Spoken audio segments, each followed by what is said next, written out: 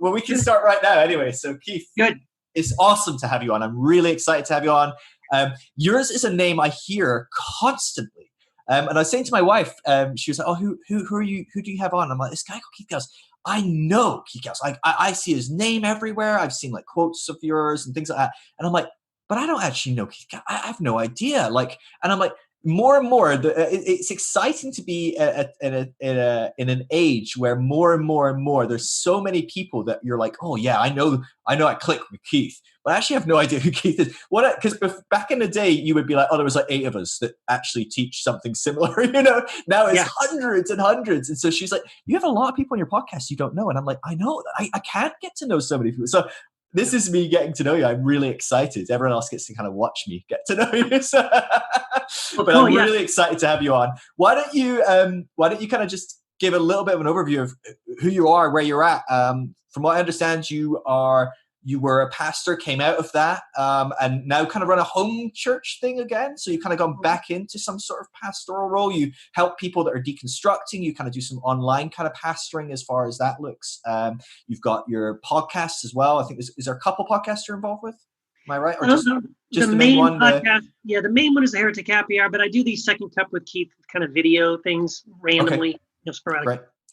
Wonderful. So well, why don't you just give maybe give an overview of just what's been your overall journey? I'll probably jump in and interrupt you because there's so many things that I love to stop and look at anyway. But give a rough idea of where have you come from? What's been your background? Yeah. So thanks, Bill. And thank you so much. I'm happy to get to know you too and have this conversation. So I kind of grew up in a very conservative home. I'm an only child, but it was a Christian home. And but in Texas, where I kind of grew up most of my life in El Paso, Texas, very conservative, very I don't know if these phrases mean as much to you. You probably have heard of these, but it's sort of like I was like a member of the NRA. I listened to this Rush Limbaugh guy who was like a super conservative radio host. I owned a bunch of guns. I mean, I was very, very entangled with my politics and my faith and all that. And I met my wife Wendy here in El Paso, and we got married in college. I got licensed and ordained as a Southern Baptist pastor right after that. And I've served on staff at churches for many years. And we eventually, once I graduated college, we moved to California, Southern California, continued to serve in some churches, even helped to plant a church with some friends of ours. And just we can maybe talk a little bit more about how this happened. But eventually, I just felt like when you're on staff at a church, you see things that the average person doesn't see out in the pew. You know what I mean? You're just kind of behind the scenes, sort of. And just more and more things didn't add up for me about this doesn't seem right. This doesn't seem like the church I'm experiencing doesn't feel like the church I'm seeing in the New Testament. Right. And then I had like a major sort of epiphany about that same time that rocked me in my theology and kind of was probably the first thread that got pulled and sent me in this deconstruction direction. And that was right before we left to start this house church thing. And so, we've been doing that ever since. And once we left traditional structured church, denominational church, we were part of the house church thing. When you take off those restraints, I guess, sort of, right? It was suddenly like, oh, I can think for myself. It's okay if I read that book or listen to this teacher or consider this other idea. And maybe it's even changed my mind on some pretty big things because I had no fear that, we're going to lose our covering. I'm going to lose my salary. You know what I mean? Like now people call me heretic, but big deal. That could be a big deal for a lot of people, but compare it to like, hey, I'm not going to be able to feed my wife and kids this week. And how am I paying the bills? Or it's a totally different type of issue, on the table. Yeah, for sure. Exactly. Yeah. Wow. So what were some of because you could sum up in like kind of like 2 minutes this huge sweeping journey of like going, very conservative, very ingrained in Christianity to the degree that you become pastor and, involved in churches, multiple churches. A lot of times you'll hear people of, oh, I became a pastor in a church and then I kind of left. But when you've been through a few churches, you're in the machine. You're like, oh, I'm done with this church, and I'm still thinking, I know what's next, more church. So you are in the machine, and you're saying you start to go, it feels, now I'm in it. It doesn't feel as much what I thought it would be, or it should be, or what I'm reading in the New Testament. What does that mean to you? What were the kind of the key kind of totem poles that were starting to kind of fall over as you kind of like started to change your perspective and how you were seeing the church? Yeah, well, so there's a couple of things. I think one of them was I just started noticing that from the leadership, right? Because I was not the senior pastor. So, we'd have these Monday morning staff meetings with all the pastors there, and we kind of would do a post-mortem of Sunday morning, what it just, and I started realizing, well, that was one of the things. First of all, it's all about Sunday morning. Like, everything we're about is Sunday morning. And so it was a sort of like, in my mind, I was thinking, you know what, it's got to be more than about a sermon and a song. Like, we act like that's all that matters is, how did our performance go? Let's evaluate. How was the sermon? How was the music? How many people raised their hands or went forward for prayer? Or, we're counting how many people took the CD home afterwards of the sermon or whatever.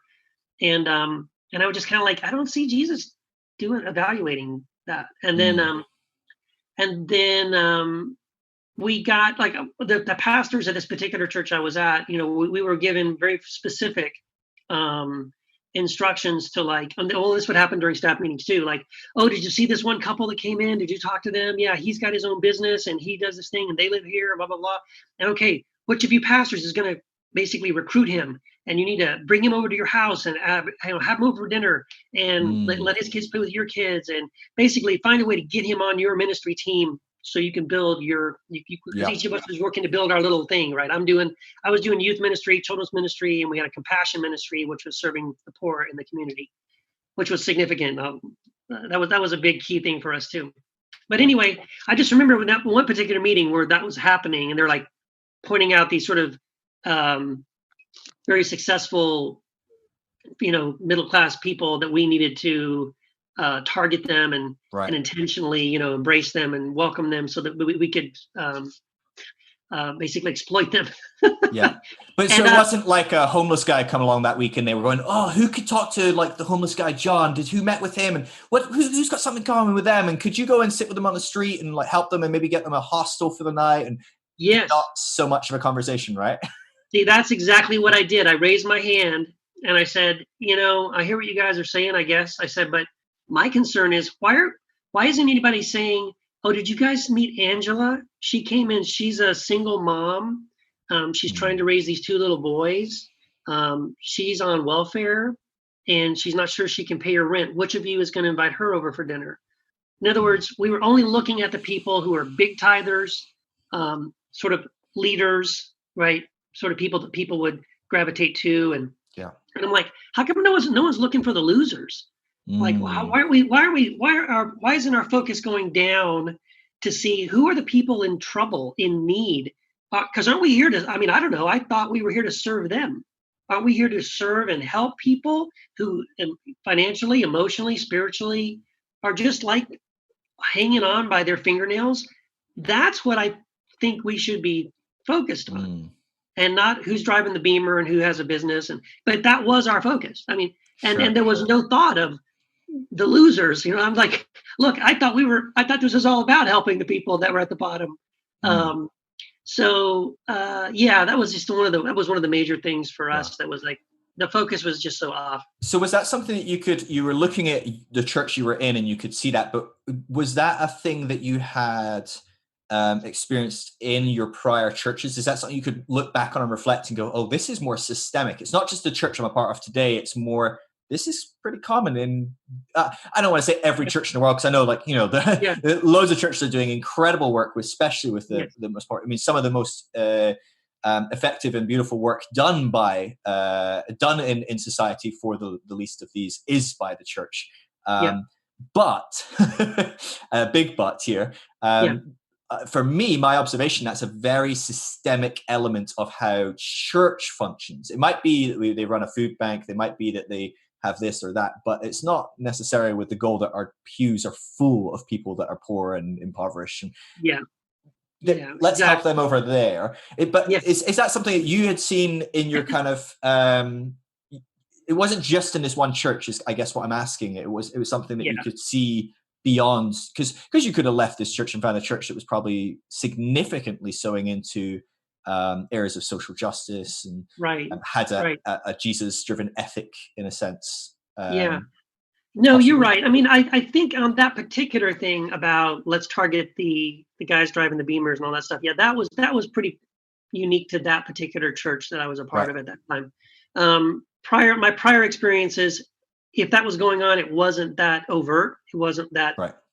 no one said it out loud. Bit more subconscious and yeah. Yeah, and to be fair, as I said, that particular church that I'm kind of complaining about, that was the last one I was at before I left the whole movement. Sure. Had a very, I mean, again, one of my jobs was I was Compassion Ministries pastor, and to their credit, I'll say, I was given an American Express card from the church. It was in my wallet. And at any time I met someone who was homeless, someone who couldn't pay their bills, it doesn't even matter how many hundreds of dollars it was. I would go take them to Walmart, buy them clothes, buy them shoes, buy them food, Wow, go to the that's restaurant, awesome. put them in a motel for 2 weeks, swipe the card. And at no point Wow. did anybody in the church come to me and say, Keith, stop it. You're spending too much money on the poor, ever. So look, I mean, that's an incredible yeah, thing. yeah. So now look, I'm gonna toot their horn. I have never in my life seen a church who cared, at least financially, was that free. So that was beautiful. Okay, Yeah. that was beautiful. So it's not just about not care. It's not a thing of they don't care for the poor. It sounds like they did an incredible job practically kind of seeking how to do that. Is it more to do with integration of the poor or assimilation? So here was some of my concern. So I saw basically this divide between, okay, yeah, Keith, here's a credit card, you go do it. But it was sort of like, Keith, you go do that. Right. It wasn't an ethic of, oh, everyone who follows Christ should have a heart for people who are in need. And it was sort of like, Keith, we're going to pay you to do that thing for us over there, while the rest of us are going to be focused on the guys in the Beamers and who have who have got their businesses and they're up and comers and they're the leaders, and we're going to focus on them as a way to basically, I hate to be crass, but it was sort of like, we need more butts in the seats because we need finances and blah, blah, blah. And yes, thank God some of those finances were earmarked so that I could pay for these poor people's motel and food. Absolutely. But I think more and more, Wendy and I were feeling that our heart was, we just wanted to focus on those people. Like we did feel more and more that we, not just church in general, but just like we needed to have more of a dedicated focus to people living in poverty and who are struggling financially and all that kind of stuff. Like in our minds, that was really one of the major things the church historically had been about. Like absolutely. This was one of my pivotal paradigm shift about that time. I read this. I came across this PDF article by a guy named Ray Mayhew. I honestly do not remember where I found it. It's like 30 something pages. I'll send it to anybody who wants a copy of it. It blew my mind. And the title it to me, please. I'll send you one. The title of the article was Embezzlement, the Corporate Sin of American Christianity. Now that's a radical title, right? But all it really is he starts historically with the Acts church, the first century church, and shows going through about 300 years of church history, how caring for the poor was the heart of the DNA of what it meant to follow Christ, right? And you see it in the book of Acts, right? The people brought their money and laid it at the apostles' feet. For what reason? To care for the widow and the orphan, and people, like, that was what you did with your money. And so more and more, Wendy and I were like feeling like that is what church should be. That's what church has always been. And so we felt like God was calling us to leave and start a church that would have more of a dedicated focus like that. And so we were praying about that. And we eventually said, okay, God, you know what? We'll do that. That sounds great. We were going to leave and do that. And we even told the people we were at this church, we felt called to leave and start another church. And they were like, oh, that's awesome. That's great. We'll help you. Wow. Well, then, I mean, like maybe a couple of days later, Wendy and I were praying about it, and we both felt very strongly that what God was saying is, by the way, this church I want you to leave and start, I want you to give 100% of the offering to the poor in the community and not keep anything for itself. Now, on the one hand, that sounded awesome. Like I absolutely could not wait for someone to ask me about this church. Hey, Keith, tell me about your church. Well, do you know we take 100% of the offering and we don't spend any of it on ourselves, not a dime for coffee, donuts, sound system, rent, salary, nothing. All of it goes to help the poor in the community. Whoa, who does that, right? Man, I just couldn't wait to tell that story. But the practical side of me was going, I got to feed my family. How the heck am I going to start a church that does not keep anything for itself and gives everything away? I mean, God, I love this vision, but I don't know that it's possible. So we spent a while praying about that because we really loved it and we really felt like that was what God was saying, but we just couldn't figure out how in the world we were going to pull that off. And so we kept praying about it, and then eventually Wendy and I were praying about it one time, and we said amen, and she just kind of looked up at me and she said, I think we're talking about a house church. And up to that point, I'd never been to one. I never knew anyone who was doing one. I just sounded like, honestly, I thought it was the stupidest thing I'd ever heard in my life. Who does that? A house church? Okay. But she was dead serious. Look, I looked in her face and her eyes. She was dead serious. And I was like, well, okay. I don't know what this is all about, but I guess we're going to give it a shot. So we did. And we ended up doing that for like 11 years. And it was the best thing I've ever done with the word church on it. It was unbelievably amazing. Because it wasn't just that we were giving offering to the poor in the community. The whole house church experience, we got to experience kind of like a first century church experience where Jesus really was our leader. I wasn't the pastor. I didn't do all the talking. In fact, sometimes I would leave the room and I wouldn't come back in the room until everybody else was sharing. And I would sit at the back. Like I refused to be the pastor and the teacher and the leader. Like I wanted us to learn how to gather around Jesus and to let the Spirit lead the meeting and all that. So we experienced some amazing stuff through those 11 years. Did you feel tension in that dynamic? Because I don't know if I'm assuming you're probably familiar with Frank Viola's Pagan Christianity and how that sparked a whole brand new house church movement throughout kind of a lot of the West. But he wrote his follow-up book, I think it was Reimagining Christianity or something like that. Reimagining Church. That's right. And basically it was the problem was he was like, oh, well, we weren't trying to start a house church movement or anything, but this happened. But what's fascinating is when you look at all these house churches, immediately what happens is everyone sits in a circle. You've got 10 people in the living room and they all look to Keith. Yep. Okay, well, that's what happened. Start it up. And so how did you go about reconditioning? Because these are people that have spent their entire lives being conditioned to look to the pastor, look to whoever's going to speak next, and if they're not there, well, who's next down the totem pole? Oh, assistant pastor, maybe a youth pastor, maybe an elder. Oh, have we got a deacon anywhere? Jeez, have we got the person who does the announcements? Someone come to our rescue. You know, there's this kind of like hierarchy of it's definitely not me. How did you go about like helping people kind of come out of that dynamic? Because I noticed, I mean, I'm talking to people that haven't been to church in 5 years and are completely disconnected from that world, and yet starting to re-explore spirituality and starting to find a new language and go, oh, I actually kind of like this. It makes me question if I've thrown Christianity away too soon. Maybe there's some of this I need to do. But they almost immediately fall back into the pattern of treating me like the pastor. And it's like, oh, Phil, tell us the answer to this. Oh, Phil, what should I do in this? And I'm like, oh my gosh, like you've been detoxed for 5 years and you've gone straight back in. Yep. And this is on like Instagram DM. It's not even, in a room or anything. How did you go about that? How did you go about like helping people kind of break out of that concept? I mean, leaving the room probably that does a bit. I imagine. Was one of the things. Yeah. So you're right. So that is exactly what we experienced. Probably the first 2 or 3 years was the most difficult transitional period because, like you said, exactly what you said, we're conditioned to think of church this way, that there's a leader and a pastor. So I mean, from the beginning, what we told everybody that came into the house church, we set up for them, hey, this is what this is supposed to be, okay? The vision, right? The practice. The idea is we are all members of the body of Christ, members of the priesthood of all believers. We all have something of Christ ourselves to share. It's sort of like a potluck dinner. I'm inviting you to come, and everyone brings something they've prepared in advance to share, to nurture and feed and bless the rest of us here, right? So you kind of get your mind around it.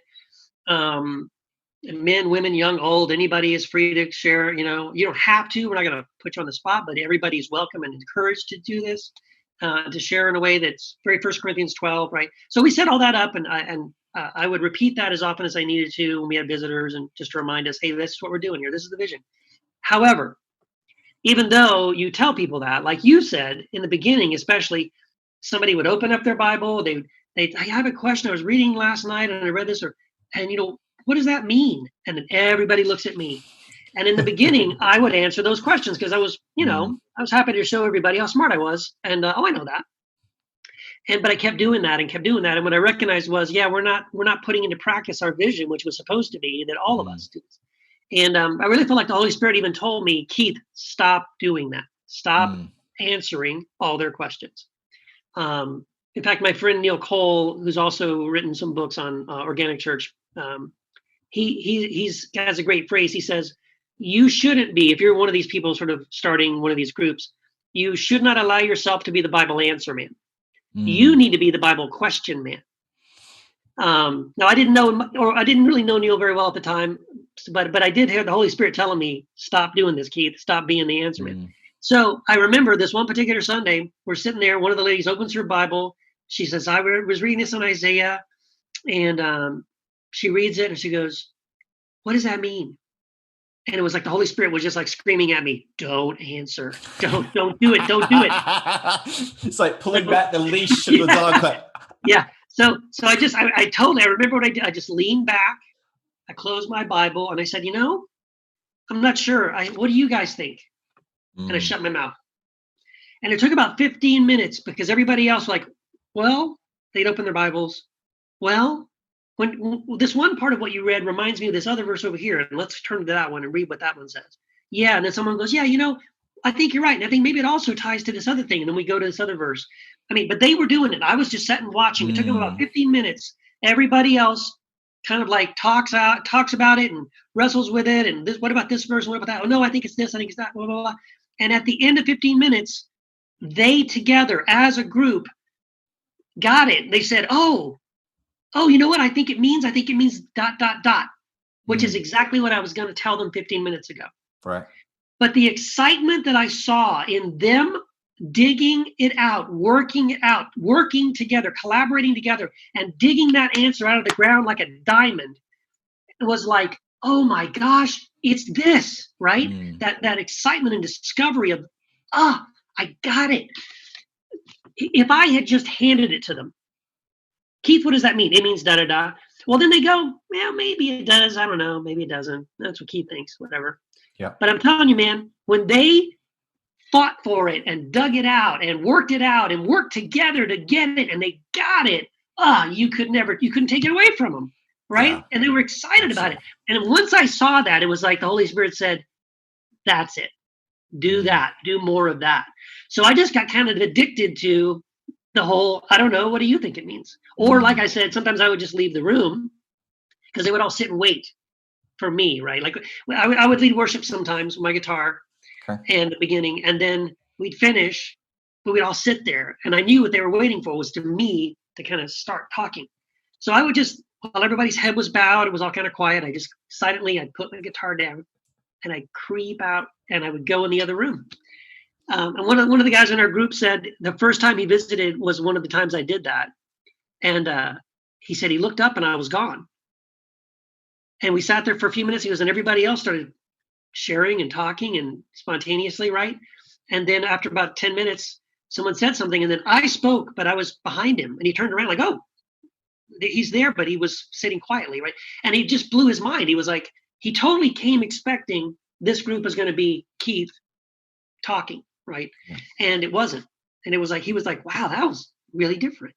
So yeah, there are things we need to do to facilitate more of that open sharing, giving people not just instruction and expectation, but then actually doing things that make it easier for them to do that. So I teach people how to do this kind of stuff. I've written books on it. I actually have an online course about how to start a home-based ecclesia, kind of based on all the mistakes I made in the past in this area, and trying to give people some practical tools. Because see, I think this is what's missing. Like, I love Frank Viola, and I think that Pagan Christianity book is the bomb. Yep. And even Reimagining Church, I think, is great. And there's a lot of books out there that talk about the sort of the why we should meet this way, like basing on biblical principles and church history, and this is the way. And there's no hierarchy and control. I agree, totally agree, all that, yes. But what I've noticed is there's almost nothing that I've found that says, but how do I do this? I can tell you what it's not, but it's really difficult to define something by what it isn't, right? Yeah. It's not a Bible study. It's not shrinking what happens on Sunday morning into your living room where you're teaching and there's a worship leader and there's a children's pastor and it's just in your living room. It's not this, it's not this, it's not this. Okay, great. I know what it isn't, but what is it? And even when I know what it is, how do I practically do that? Yeah. And a lot of it is a list of things not to do. Honestly, don't steer the conversation. Don't decide ahead of time what the topic is going to be. Don't try to steer it around. Right. Don't fill the silences. All these things. So, but it's developing some new disciplines for yourself, and maybe for yourself, what you need to do is leave the room.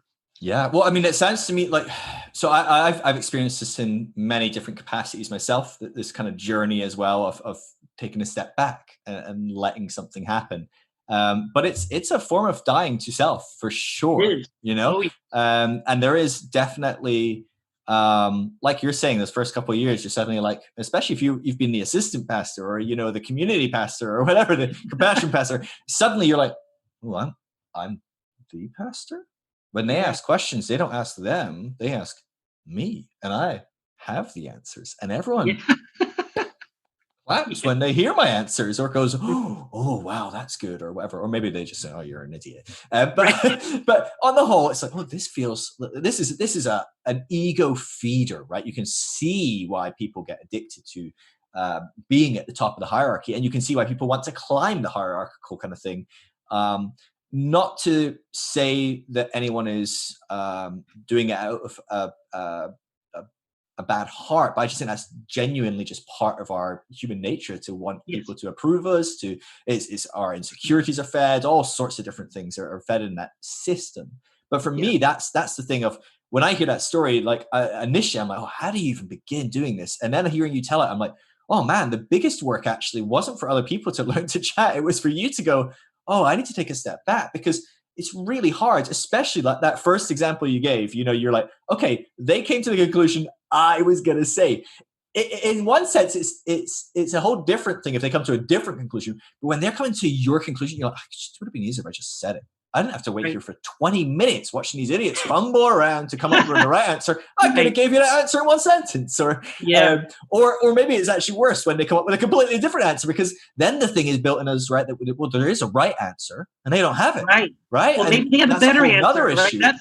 That's and I'm sure that happens a lot of the time. Actually, you go, oh, I've just learned something. Yeah, imagine. Oh my gosh, do I have something to learn? Right. You see, you're right. It is about an ego thing. It is about letting your ego die. I got to say, I kind of had already learned a little bit of that lesson in the previous church we were at, right? Because I wasn't the lead pastor. So I would preach maybe, once a quarter. They would ask me to come and, preach a sermon on a Sunday morning. And so I got to tell the story, because this was one of the key moments where the Holy Spirit really dealt with me on this ego thing. So it was one of those times I had preached, right? So I had preached this message, and I cared so much about this. I was so excited about it. And I worked on it, and I gave this, and I thought, wow, that was great. And now here's what I also was already recognizing was I was getting way too much of an ego boost out of these things, right? It was, in other words, I was recognizing it's kind of unhealthy for me to be the guy up on the podium, because I realized I got a little too much out of the, oh, Keith, that was so good, or the pat on the back, oh man, that was beautiful. And it would just kind of like inflate me, you know what I mean? I could feel it, like, that's not good. That's why it's a drug. It's a drug. It is, yeah. And so I was already kind of meh about that. But anyway, I had preached this one time, and I think like 2 weeks later, we had this conference where we had this guy come in from out of town. He was a big author, speaker guy, and he was doing like a whole weekend thing, Friday, Saturday, Sunday, 6 sessions, whatever. Mm. So Friday night, he comes in, he gives his opening message, and I swear to you, man, it's the same message I had preached 2 weeks ago when I was preaching. And the reaction, I hear everybody afterwards going, oh my gosh, that was so awesome. I've never heard that in my life. That just changed my mind. That blew my mind. Oh my gosh, that was so good. And inside I'm dying because I'm going, I preached that same message from the same pulpit 2 weeks ago. Oh my gosh, I'm like, I'm going to pull my hair out, right? Okay, so I'm praying about this, right? I'm in my quiet time, whatever, with God, like that's the next day, the Saturday. And I'm processing hearing people say this and getting really tweaked about it. And it's like the Holy Spirit just says, hey, Keith, if you loved these people in this church, you'd be rejoicing right now because the message that 2 weeks ago you really wanted them to get it, they got it. Mm-hmm. Why aren't you happy? Why aren't you going, oh, they finally got it. This was such an important message. And finally, they grasped it, this beautiful truth, right? Mm-hmm. But I'm not happy. I'm angry. Why am I angry? Because I didn't get the credit for it. Yeah. Because they're not praising my name. Oh, Keith taught me this. And that, honestly, that weekend, that was such a powerful shift for me. Like, okay, yeah, I need to love people getting it more than I love how they get it, and love that they get it from me, right? And so it really started to shift even the way I teach. You know what I mean?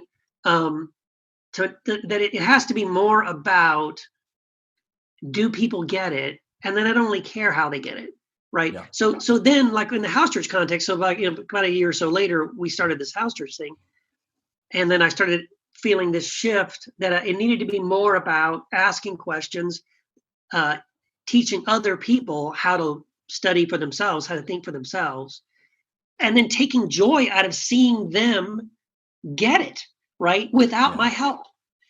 You know what I mean? Well, the only help I'm giving, the only thing I can say is like, well, I facilitated a conversation, or I created and protected an environment that allowed that to happen.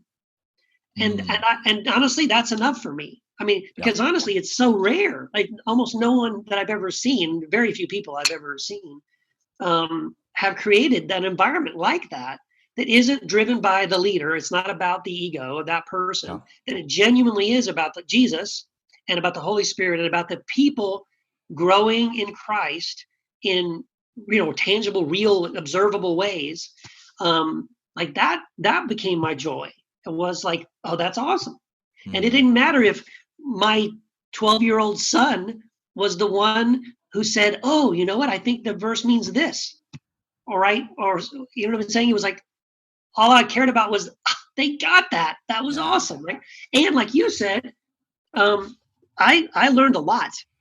The realization that I don't know everything. Imagine, I don't know everything. I have things to learn.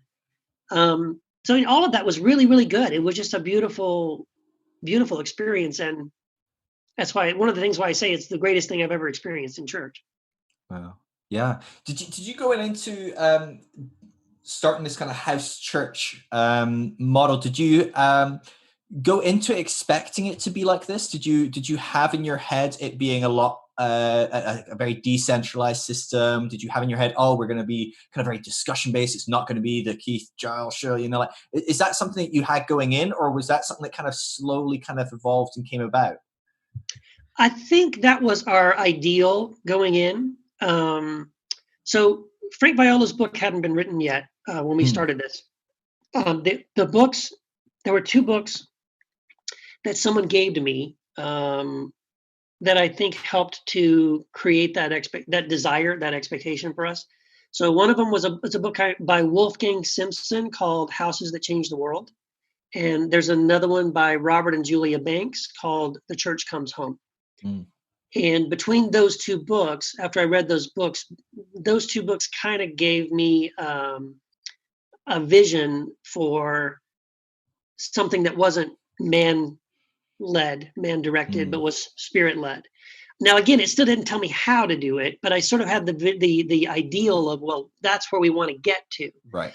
But then what I experienced was it's really hard to get there because all my training and background has been about another model that it doesn't work. And so I started just trying to back out of that model and make myself not the focus anymore and to really focus everybody's attention on Jesus. So it took a while to get there. And then once you get there, yeah, it takes a while to remind everybody, that this is the goal. But I'm telling you, once people got it, it was great. And what I loved, that's one of the things I loved about it. People don't believe me because they're like, if people know about me because they read my books or they read my blog or they listen to my podcast, right? So they imagine, oh, well, if I go to your house church, it's going to be the Keith show. Yeah. And I'm telling you, man, one of the things I am so proud of is that I don't think anybody in our house church for the 11 years read my blog. I don't think they read my books. I mean, they knew I wrote books. They knew I had a blog. They listened. Sure. They didn't listen to my podcast. And so it wasn't it wasn't something I had to fight very hard. It was like sort of like, we're not here because of Keith. And that was one of the main things I wanted to make sure was happening. Like if anybody ever said, hey, Keith, I read your blog. I listened to your podcast. I read your book. I want to come to your house church. That for me was a red flag. Yeah. Like, are you coming for me? Or are you coming because you genuinely in your heart desire this kind of a gathering? Because those are two different things. Yeah.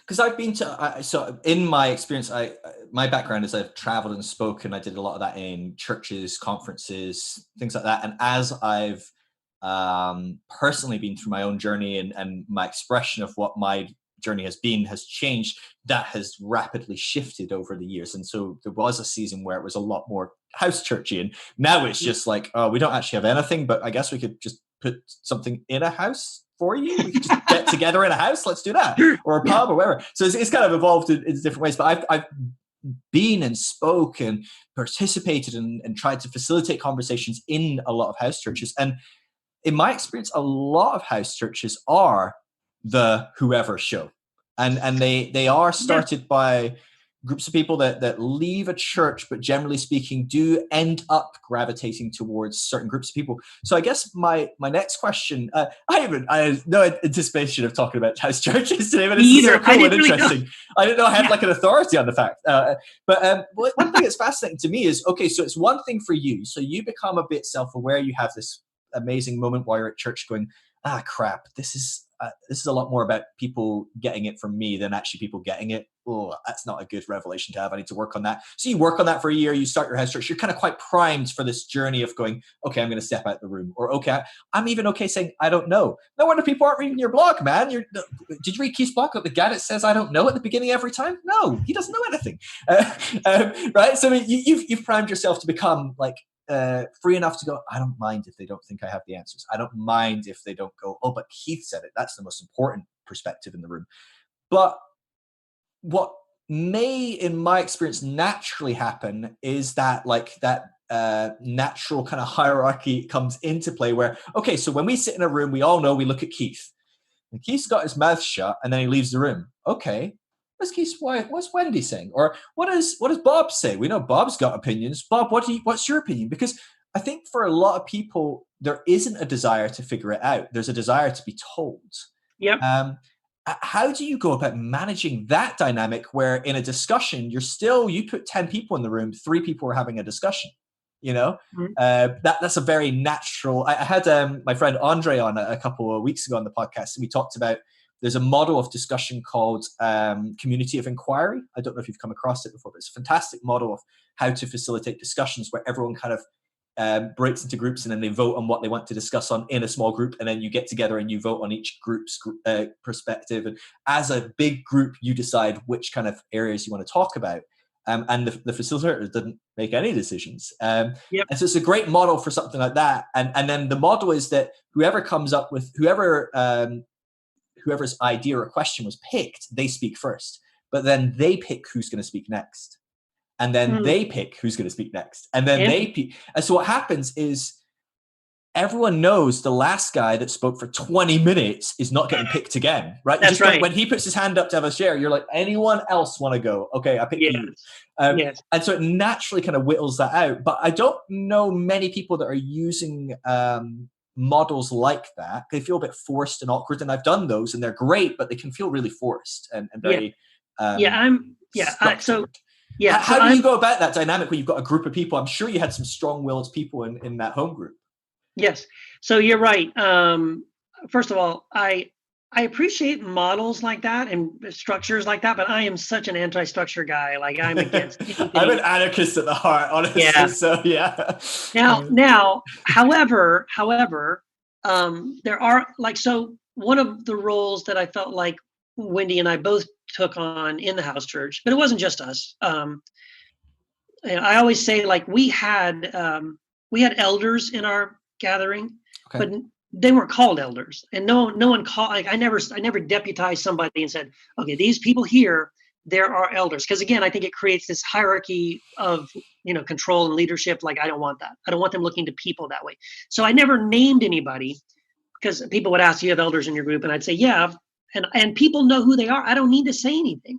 It's like in other words, if you were part of our house church family for a long time, and you wanted someone to pray for you about something, or you needed advice about something, or you weren't sure about this or that, or you wanted whatever, you know who to go to. You already know the people that you trust. You know the people that you feel like, yeah, I want to ask them about that. And it wasn't always me. I mean, that's great. So I got to see other people sort of grow into these things, and people just recognized, if I have a question about this, I'm going to ask this person. If I need prayer for this, I'm going to ask that person. And it was a very natural thing. So, but in the dynamic of what you're saying, I like how you're in the group and who's dominating. So the facilitating part of it is, so let's say again, someone shares and they overshare, or they're doing all the talking, right? So part of the facilitator's job, and this is what I would try to do, and you have to be very delicate, is to say, hey, brother, I love what you're saying. This is really cool. But remember, our goal is that everybody has time. Everybody has freedom and opportunity to share. We want to hear what everybody has to share this morning. And we've heard a lot. You've had a lot of time. So why don't we just hear what anybody else has to share? Does anybody else have something who hasn't spoken yet? So you kind of need to jump in and very gently, respectfully remind that person, this isn't about one or two of us going off. This is really about giving everybody opportunity, because we want to hear what the Spirit is saying through everybody. And usually that's it. I mean, I don't think I ever had any problem with someone getting offended by that. It was like, oh yeah, you're right. Yeah. So and then maybe sometimes it would be, I also went through a season, I didn't mention this. I also went through a season where I felt like the Holy Spirit told me that I was only given about 20 minutes. Like at one time I could talk and then I had to shut up. And then eventually it got to be where literally the Holy Spirit just said, I don't want you talking at all. And so I would not say anything. I would spend the entire meeting just listening and observing. And when I did that, it was a beautiful discipline, because when I wasn't talking and I wasn't getting ready to talk, I was literally just listening. And I was also observing the faces of the people in the room. I could notice, like, this person over here in the corner or on the couch over here, like the Spirit is doing something. I can see they're troubled, or they're moved, or there's something happening there. And so I could see that, because I wasn't the one talking and I wasn't waiting for my turn. I was just seeing what the Spirit was doing in the room.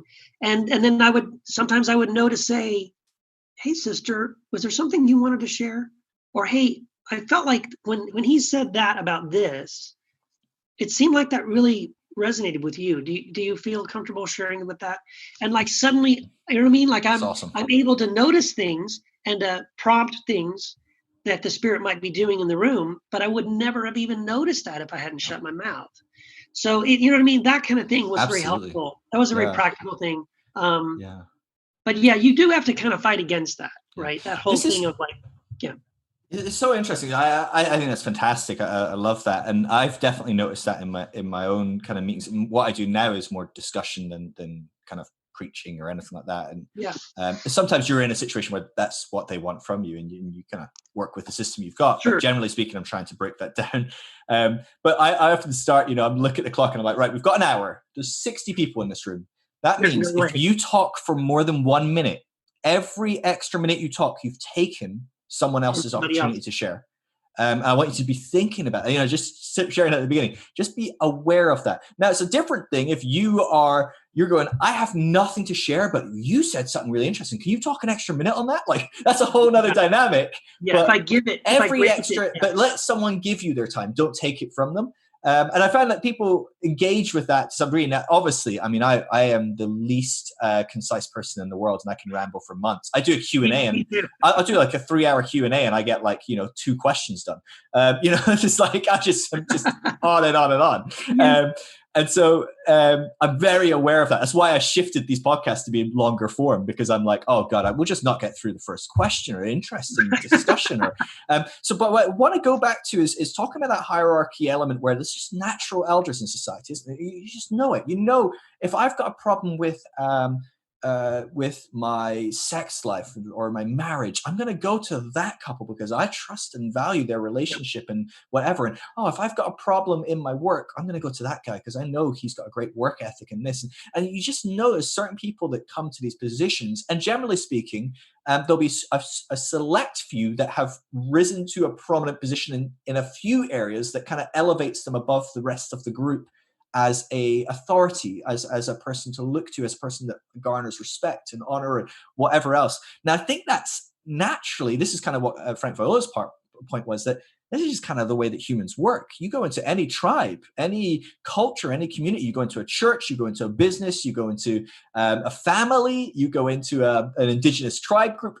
This is there. There's groups of people that have different dynamics. Now, you're talking about a hierarchy-free church, all that, and yet you're also saying, well, yeah, but we did have kind of like some of these kind of elements of like, they're not like, we're not saying, look, these guys are in charge or these guys are better, or if we're going to vote, well, there's 28 people here, but really it comes down to these 5 votes, or I know that you're not kind of trying to say that, but there is an element that's just natural. How do you go about communicating to people, look, you're valuable, you're worth something, your opinion is very valuable? Because it's very hard to feel like your opinion matters, when you are a newlywed couple and you're talking about marriage, and there's 3 couples that have been married for 30 years in the room. You're like, what do I know? It's very, and I think that's just how naturally, maybe if we take away the greed, the ego, the insecurities, the hurt, you take those kind of negative motivations, put them aside. I think there's a lot of like healthy elements of this that probably have also fed into why the church works the way it works sometimes. So it's not just some nefarious evil within humanity that's made the church the structure it is and the hierarchies it has and things like that. I think actually it's part of our general working as society. Were you aware of that dynamic? And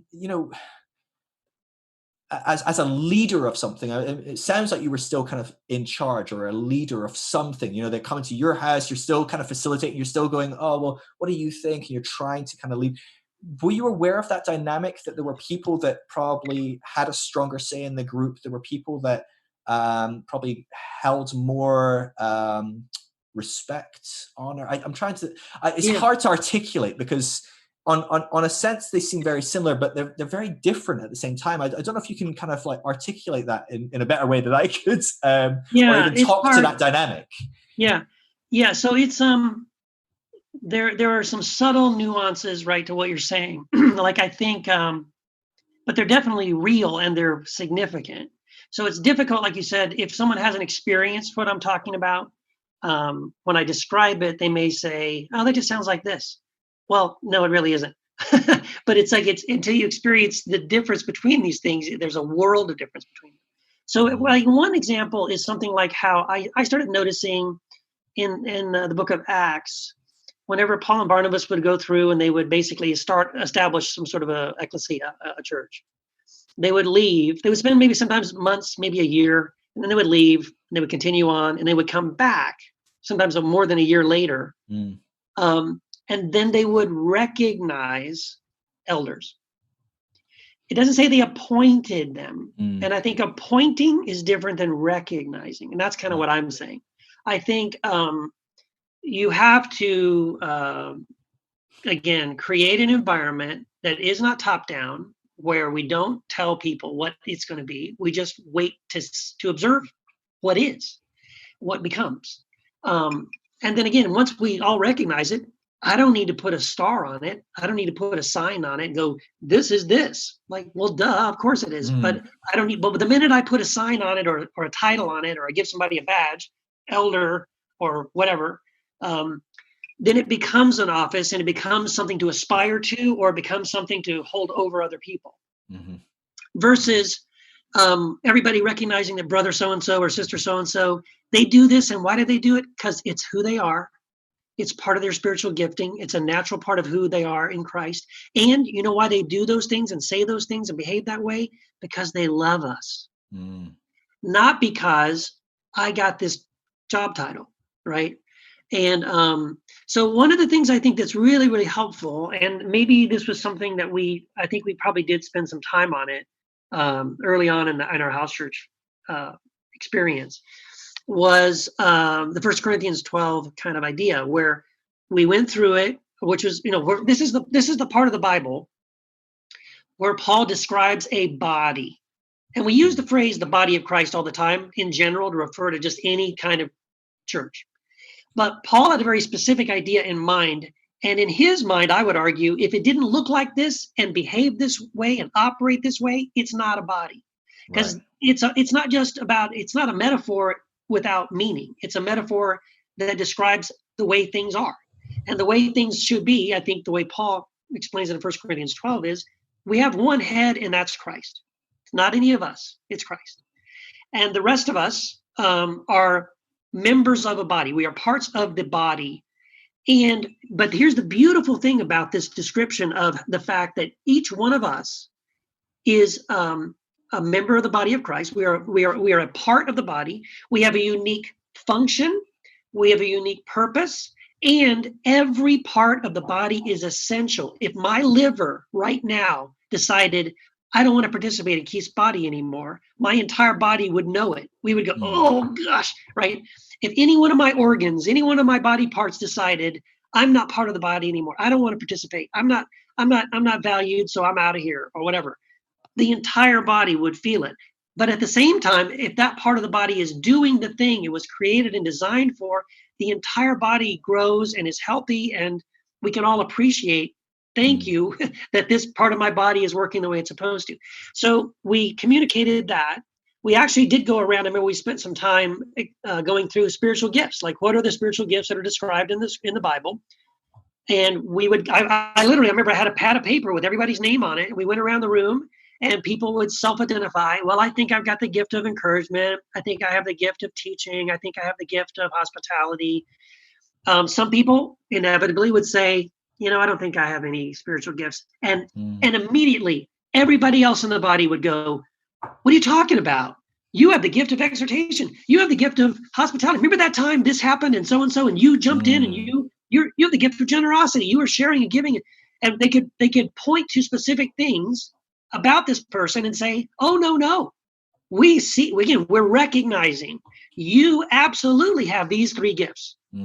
And so I wrote it all down. And by the end of that exercise, everybody in our house church family understood they had a purpose and a meaning, and the body we needed them. In other words, everybody matters.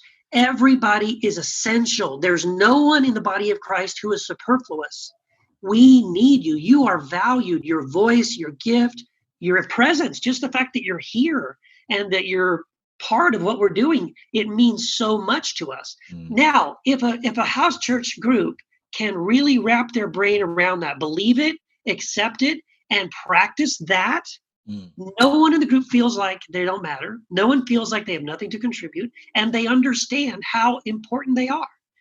And so then it becomes like, I don't want Keith's job because I got mine, and it's a natural part of who I am. It's like I don't even have to think about it. It's just who I am, and it's valued and it's necessary, right? And so then it becomes something where whatever your gifting, whatever your place in the body, this is the other key thing about it. It isn't for you. It's for the rest of us, right? So especially the teaching gift, I think sometimes gets elevated to the point where the teacher thinks it's about him. It isn't. It's for everybody else. So give me a second. I'm going to do this last illustration, and then I'll shut up. No, that's good. That's good. Because this is what I think is so exciting to me about the 1 Corinthians 12 model. So practically, here's how it works out. So let's say we all come together, 20 of us get together on a Sunday morning. Someone came that morning and they have so much discouragement, right? So they come with discouragement. The Holy Spirit gives the gift of encouragement, not directly to that guy, but to this guy over here. So Jesus gives encouragement to this person so that they can use the gift of encouragement to encourage the person that came who was discouraged. Let's say somebody else comes and they're really confused about something they don't understand. There's a scripture verse or there's some concept. They don't understand it. The Holy Spirit, rather than give enlightenment to this person, will give the teaching gift to this other person so that this person can explain something to this person, right? So it's this sort of a triangle, right?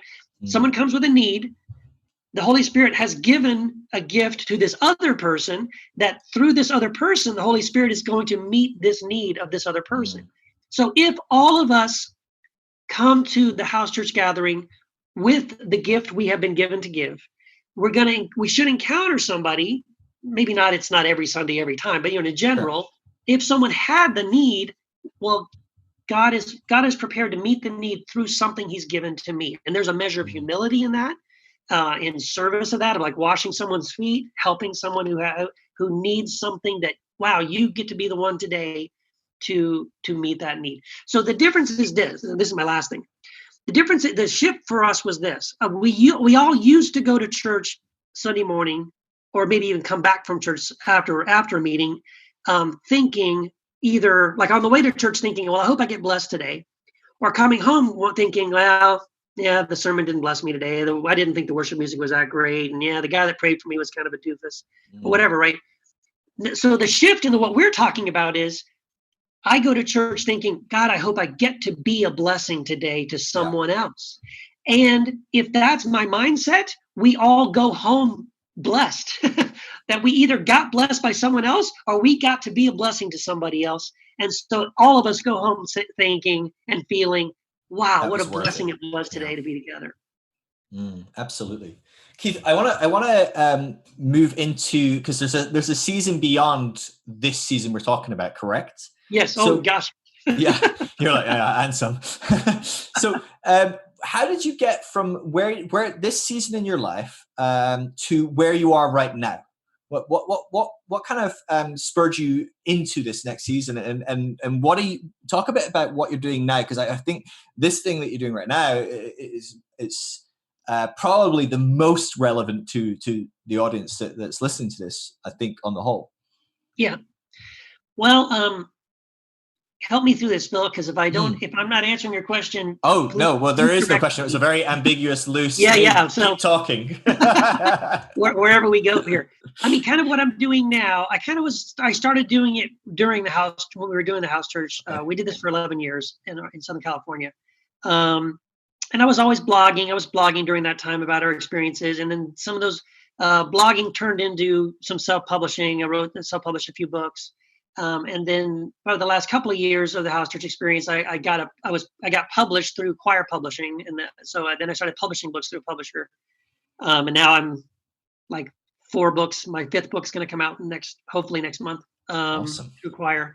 And so I've always been a writer. I love writing, and it's always been kind of a dream of mine to publish and to write books. And so I've moved more into that direction. God has opened a lot of doors for me. And again, it started really simple, super small, locally, doing an event here, a little tiny conference here, like 20 people or, whatever, kind of sharing some things I've learned and things that God has been showing me. And again, always trying to be mindful of this, what we already talked about, the thing about like, it isn't about me being the rock star. It really is more about like, can people get it? Can I help people get things and understand things that they don't understand yet? And so yeah, I've been doing that for a while.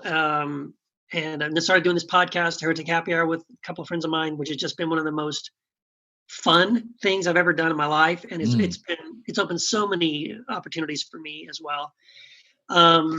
So yeah, that's kind of what I've been doing a lot recently, is really moving into being a full-time author.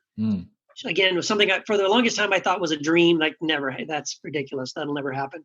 But it seems like, at least for the last year, that's been my reality. That is what I'm doing, is full Sure. time. I just Wow.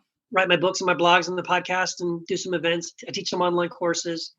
That's kind of where I've stepped into. And then most recently, as in like 2 weeks ago, um, Wendy and I have accepted an invitation to serve as the program directors for something called Peace Catalyst International.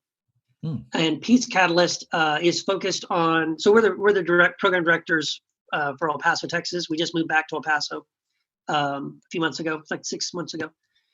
And so we're going to be working here in El Paso, Texas, to help bring Christians and Muslims together. Not to debate, not to argue, not to figure out which of us is right, which of us is wrong. And it's more about developing connections, friendships, building relationships with Muslims and Christians, and really focusing on what we have in common with what Christians have in common with Muslims, which surprisingly is Jesus.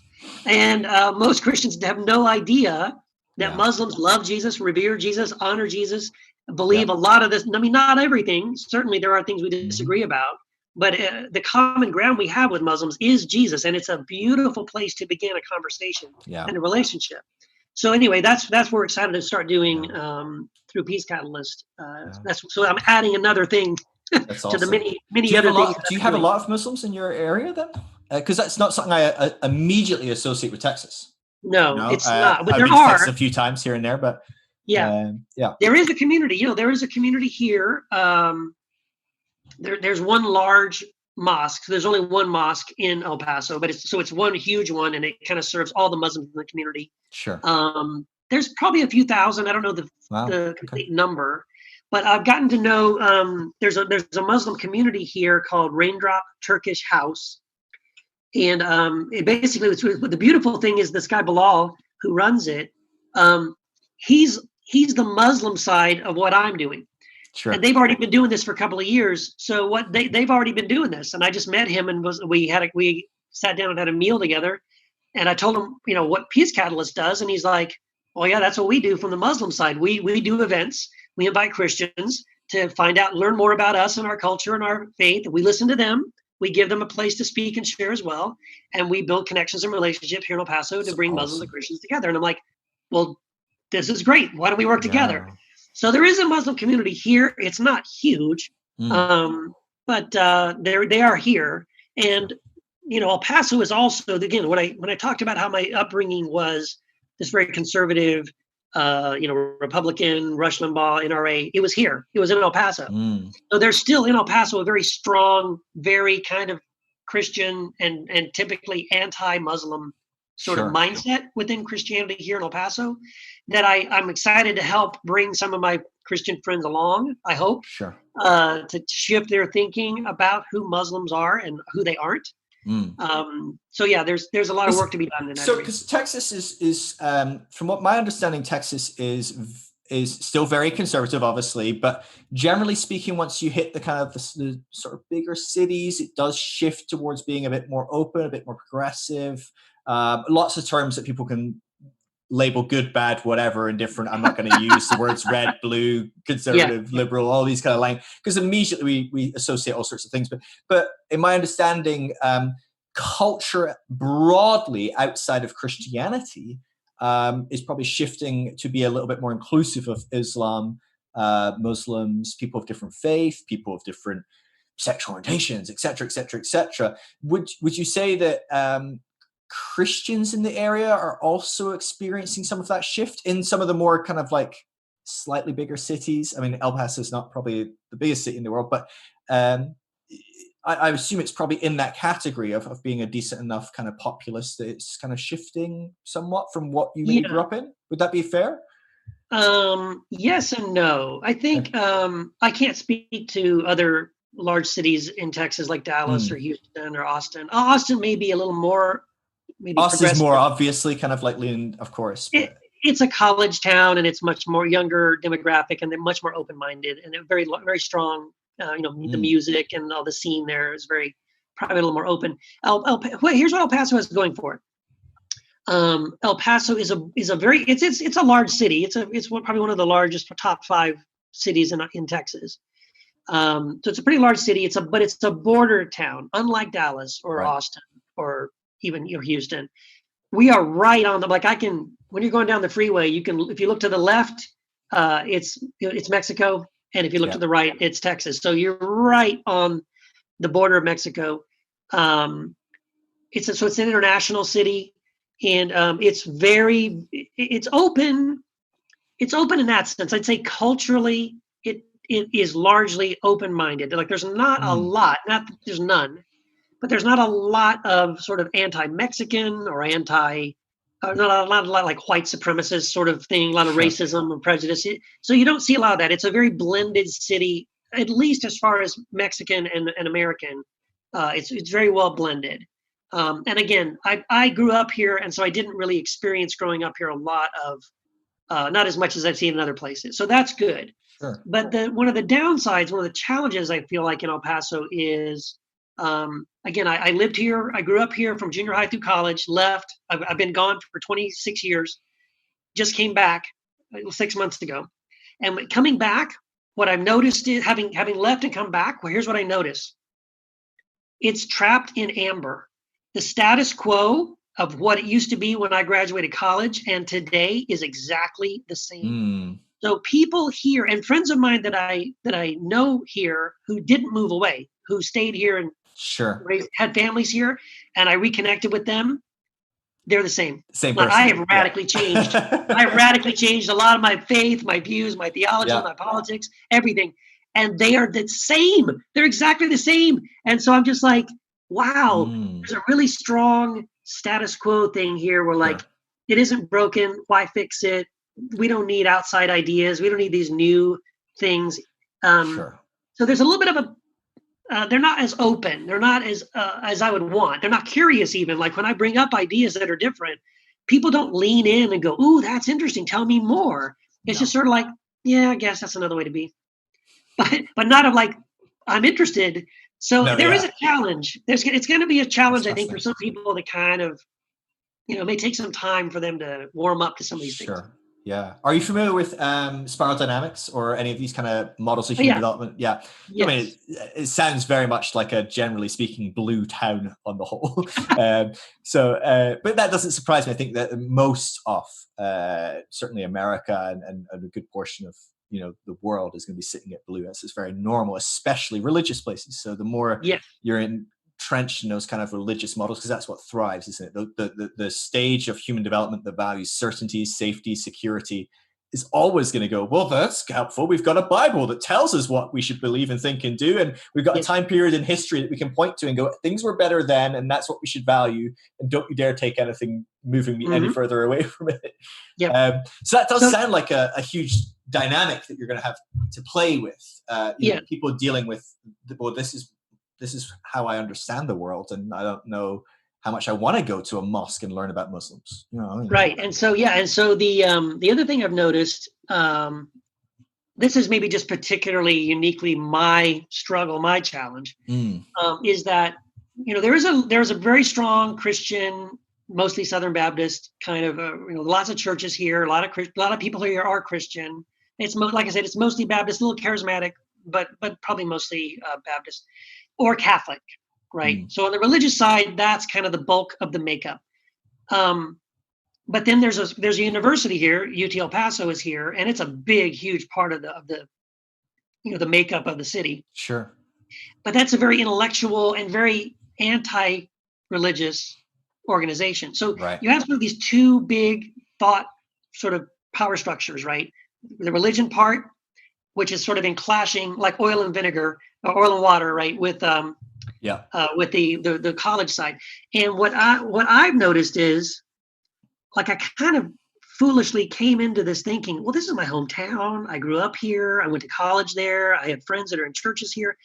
They're just going to welcome me back. Like, Keith's back, everybody. And look, he's published books and he's got a podcast. And wow, hey, Keith, tell us more. No, the Christian crowd I'm too heretical for them. I'm too progressive and weird for Yeah. them. You went to And California, man. You went yeah, off to those hippies and came back yes, all changed. yes. And the intellectual crowd, like I went to that school. I Mm. graduated with a degree in English and poetry, and philosophy. And I know some of these professors, I still am connected with them. And they don't want to talk to me because, oh, you're a Christian. Yeah. So I'm like, I'm too Christian for this group, for the intellectual Yeah. side, because I'm a Christian. And then I'm too sort of progressive for the Christian side. It's like, I have to find a way to break in. Like Yeah. it gets challenging. Yeah. Yeah. Well, that seems like it's a common struggle. I don't know. I mean, one of the things that I found, I think that one of the main spurs that pushed me in my process of journeying and learning and growing spiritually, I think I naturally have always asked questions and wanted to grow and change and develop. And I get excited by being wrong. And in a sense, I'm like, Yeah. ooh, a new idea that could be right. I like that. I'll Me check too. it out. Maybe I'm wrong. This is exciting. Most people Yeah. like existential crisis, like months of like ripping their robes and sprinkling dust on their head. But me, I'm like, ooh, exciting.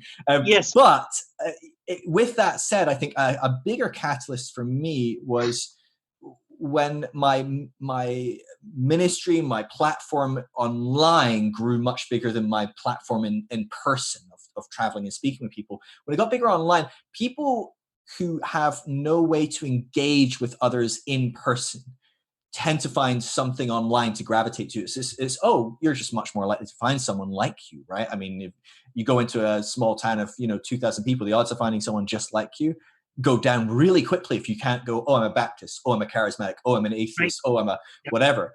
You go and type it into Google and oh, there's a Facebook group for that, and there's look at this group over here, and this guy on Instagram, or whatever. So it just opens up the possibilities. And what happened is more and more I found there's thousands, millions of people that fall into this category of going, I'm not Christian as you suppose. You can call me Christian and maybe I identify Christian, and that's complex for me to figure out, never mind for you to label. But sure, but I'm not that.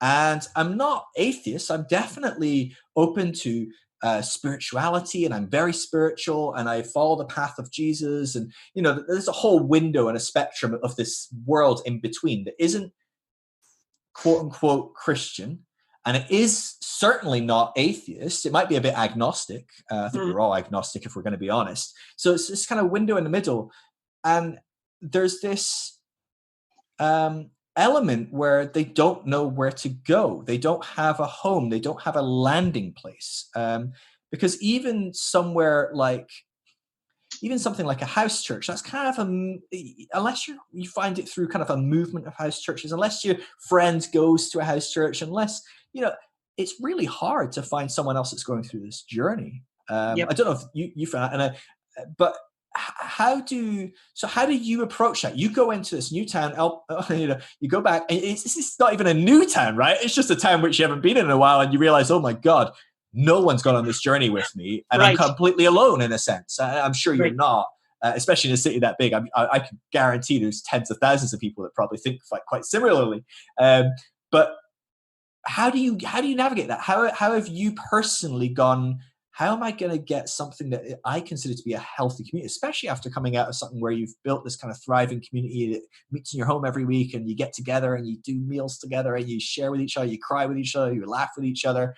To kind of step out of that feels like that would be quite a hard process. Yeah. Just looking externally at it, maybe you thrive on that. Maybe you're the world's largest introvert. I don't know, but it sounds quite complex going through that. Yeah. And I know that a lot of people listening in are maybe they've not moved, maybe they've just been ostracized by their community because they've changed enough that they're going through something similar and they live in the same town. Or maybe they're moved and they've just gone, actually, I can't find something that works for me, or a community. Like, how are you processing that in coming in 6 months ago? Yeah. Well, definitely. I mean, in some ways, I feel like I've been spoiled because the group that we had the 11 years experience, that was the greatest thing in the world, wasn't difficult to find people. And once we started going, people found us, kind of a thing. We did spend a year in Idaho before we moved to El Paso, and again, it was a brand new place. We didn't know anybody, and pretty quickly we found 2 other couples to join us, and it was almost instantly amazing. Wow. I couldn't believe how quickly it came together, and everybody got it. We were on the same page, and we were just like 100 miles an hour down the road. Woo, this is great. So yeah, then we moved to El Paso, and then, like I've already said, we encountered ooh, this is very different. And exactly what you're saying is sort of like, I gotta believe, I have to believe we're not the only people who feel this way. We're not the only people in El Paso who desire something different that isn't what's on every street corner, right? Who are hungry for something like this. But how do you find them, right? And how do you even communicate it? And so I mean, I have some ideas in general because I've tried to coach people over the years who are in similar places like this in other parts of the country. Like, well, you can go to meetup.com and start a meetup. Look, first of all, look and see if there already is a meetup group that's close to kind of what you're describing, and then find them. Or if not, then you start a meetup group and you kind of describe what it is and see who shows up. And we've done that. And a couple of people have found us through things like that. That's awesome. Start a little local, start a blog and put in some keywords like El Paso, house church, organic, whatever, New Testament, whatever. And people Google, and then up pops your little Blogspot blog with some information about your group. And that actually worked for us in Orange County. So there's some things you can do. I think a lot of it, though, is probably mostly it's who you know, it's word of mouth, it's meeting people, having conversations. So it's a little slower, takes a little bit longer to meet someone, or who at least even would say, I'm not interested, but my sister-in-law who really would be, or my the guy that works with me, he's talked a lot about something like that. Maybe I should connect you with them. So one of my sort of gifts, I guess, that I identified over a few years ago is sort of connecting. So it's one of these things where God has already kind of gifted me in a way, like I think I just naturally do connect with other people like this. But even so, we've recognized that that here in El Paso, we haven't started anything yet. So just kind of let everybody know where we're at in the process. We've only been here about 6 months. We haven't actually started a group yet because we're still in the phase of trying to find people who might even be interested in it. Yeah. But what Wendy and I have recognized is that when we do initially start a group, that we probably will not call it house church. Sure. Because church creates a model, and we just can see people in El Paso, you say church, being a picture pops in their head, and we go, nope, that's not it. That's not what we're talking about. So nope, don't call it church. And even house church being an idea pops in their head, and I'm like, no, it's not that either. Yeah. So what we think we would do when we start something is we would actually invite people to like a worship night. Because what we want to invite them to, the things that we would end up doing, like, okay, people will show up, we'll just worship God, we'll sing, maybe we'll sit in silence for some time, like we'll spend like 20 minutes in silence, just waiting in the Lord's presence, listening for the Holy Spirit. And then after that, we would ask people, hey, did you feel like God spoke to you? Did he show you something? And do you feel comfortable? Would you want to share that with the rest of us? Okay, great. Then after we did that for a little bit, maybe, does anyone need prayer for anything? Can we pray for you? Okay, great. And we maybe pray for some people. And then when we got finished, we'd be like, you know what? We had a potluck. Everybody brought some snacks. Let's go eat. And we'd sit down and eat and talk. Well, what I just described to you is what I would call house church. Sure. But I wouldn't, but if I say house church in El Paso, they don't picture any of that. Looking at that. Yeah. No. So it's just sort of like recognizing, well, we need to describe this and invite people to something different. And then once they get here, we will encourage them to practice certain things and to do certain things. Sure. And after we've done that for a while, we can say, hey, by the way, to us, this kind of is church. This is what church is. Yeah. It's interesting. We wait for them to recognize it, right? We wait for them to go. Yeah. To let them label it. Yeah. I think that for me is letting other people label things. So if you want it to be a church, you go make it church. So people go, whoa, this is church. Rather than going, hey, I'm a church. Look at me, I'm doing church. And then people come to you and go, church. Because everyone's got an idea of what that is, right? So this is something that fascinates me because I'm really intrigued. I started a website called the Deconstruction Network because I had so many people coming to me going, hey, Phil, do you know anyone in El Paso? I'm all alone. I don't know anyone. Or, hey, Phil, I'm over in Chile and I don't know anyone else going through this process of deconstructing their faith, of radically redefining what God's church, life, everything looks like. I don't know anyone else that can go on the journey with me. I go into a church, they hate me. I don't want to talk to atheists about my spirituality because they don't care about spirituality. And so where do I go? If I was a Baptist and I became charismatic, I'd go to a charismatic church. So it's easy that losing one community because I can go to the next one. I know if I was, Episcopalian and I was like, I want to try out the Lutherans, I go to the Lutheran church. I mean, it's nice and simple. But where do you go when you go, I don't want to do church? As any of these people are labeling church. And so my heart was, because I know a few people here and there, but I can't remember all the people I meet. So I'm like, I'm sure I've talked to someone in Houston before, but I can't remember who. So yes, there's people in Houston. Good luck. That's kind of where I was left with. So I started this website, and basically the whole thing was just you sign up, you put your name and your address, not like your your specific address, but just like the city you're in. You hit go, and it puts you on a map, and then people can message you. And so you could type in Houston 50-mile radius, and it would put up all the dots, and then people could message and get to know. And it's been great because people are connecting. But even what I found in that, and this is a fascinating, I'm wondering, I'm really interested to pick your brains on this.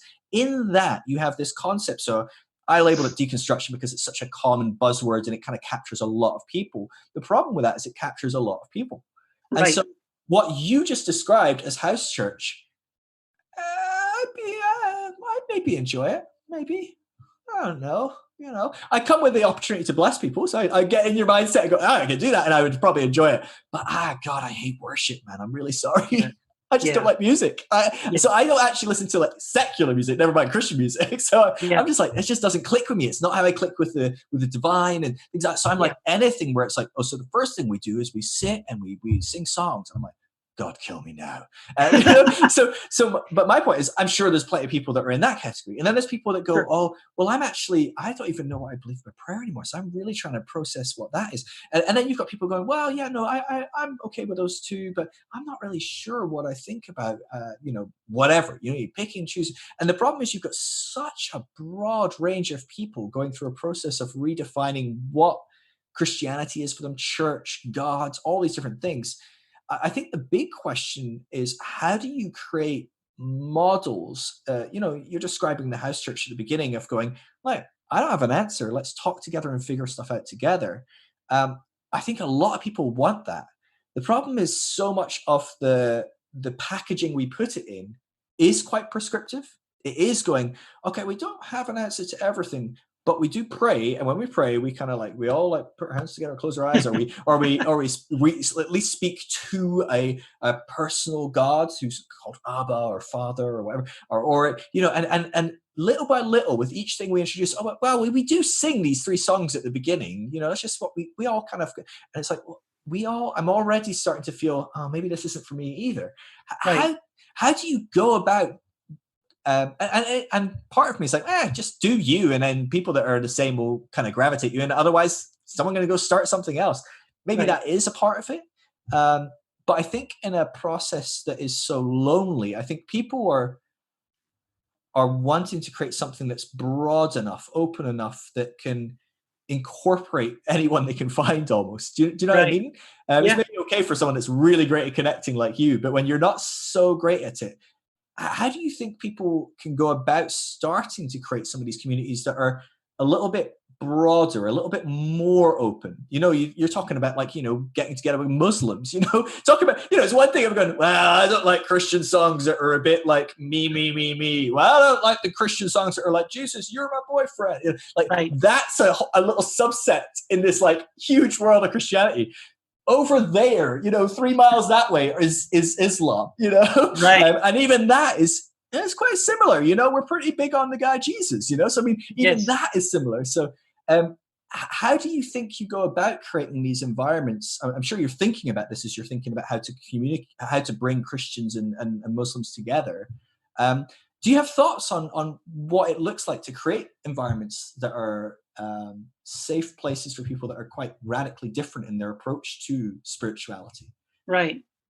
Well, great question, Phil. Well, on the one level, again, as I said, I'm very against this idea of being programmatic and blah, blah, blah. So I would never sit back and go, how can I create a group to serve the needs of a certain group of people who want X, Y, and Z. And I'm going to create, to me, that feels like I'm branding and I'm creating something. And it's not naturally it's not something I personally feel called to, right? So the thing I described to you about let's have a worship night and pray, like, well, that's the kind of group Wendy and I would create, because that's what we feel called to. That's kind of our experience, and we're looking to connect with other people who also are looking for that. Now, I agree with you. There are people that would come and be like, yeah, I'm not really into that. Well, okay. Well, then either if there's enough of that, enough people going, yeah, I don't really want what you're talking about, I kind of need something else. Well, then knowing who I am, then I might be like, well, if there's still a connection there, like, well, okay, well, we're doing our thing on Thursday nights. Why don't we could do something maybe on Tuesdays or Saturdays, maybe, or whatever. Like, we'll pick a time, and maybe we'll just try a group that's a little more discussion based, a little more open ended. You know what I mean? So it wouldn't be one or the other. It might be, well, maybe we need to create another group to kind of help people in this other direction, right? And I'd be open to that, but I wouldn't do that in lieu of doing the other at the things. expense of what you're passionate. Right. So there's part of it is just being true to who I feel I am and what I feel like I'm called to do, and I'm gonna do that. But then at the same time, yeah, then you may recognize that there are needs that could be met through another group, and then, like you said, maybe what I would say to someone like that is, well, I can help you get one started. Why don't you start a group like that? Because it seems like, because maybe you are more naturally going to attract people who are like you, who think this way, need these other things, and maybe I don't as much. I mean, I can appreciate it, and I could even help you with it, but it's not really me. This is you, and so I can help you get something going, and then, you know what I mean, that you create that kind of group, because that's more of where you're at. So I guess that's kind of, I think that's answering your question. Yeah, no, it is. It's just a fascinating day. Yeah, I noticed. I had a young lady message me the other day, and she's like, "I joined that website. It's a very new website, so it's about 1,000 people. So you spread that across the world. It's pretty thin on the ground in most of the world. You go jump in Chile or something, and there's like 2 people, and they're like 300 miles apart. So Chile's a bit tough, but they were excited to meet. So there you go. But she was like, "I'm in LA. I've looked at your and you've got like 40 people there, and I've messaged every single one." And she's like, I kind of like connected with out of the 40, maybe like about 2 were kind of in similar places, and I met up with them, and they're okay. We probably will keep meeting, but I don't see this being something that we're going to passionately get together every week, and we're going to gather more people around us to kind of explore spirituality.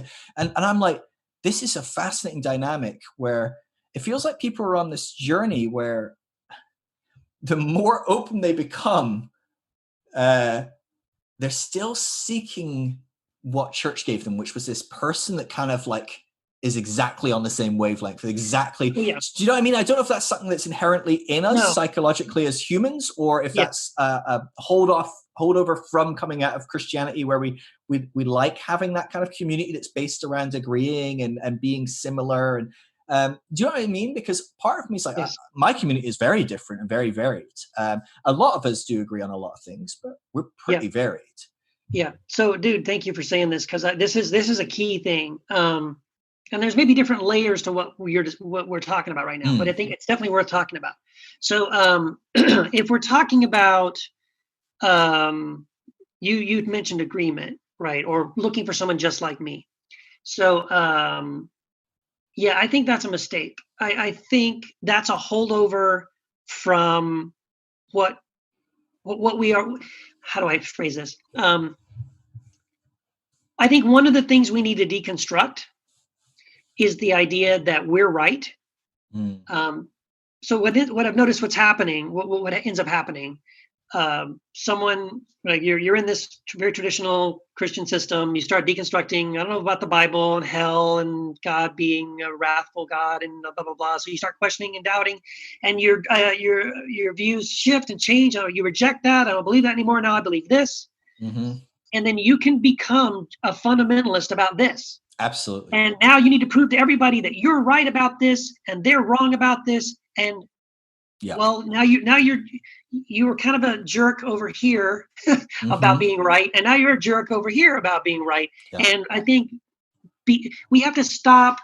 We have to stop thinking of our faith as being right.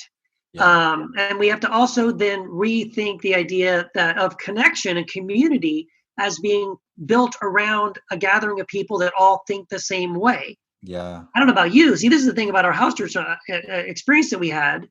We had no statement of faith. We had no statement of faith. The bar for our group was simply, do you love Jesus?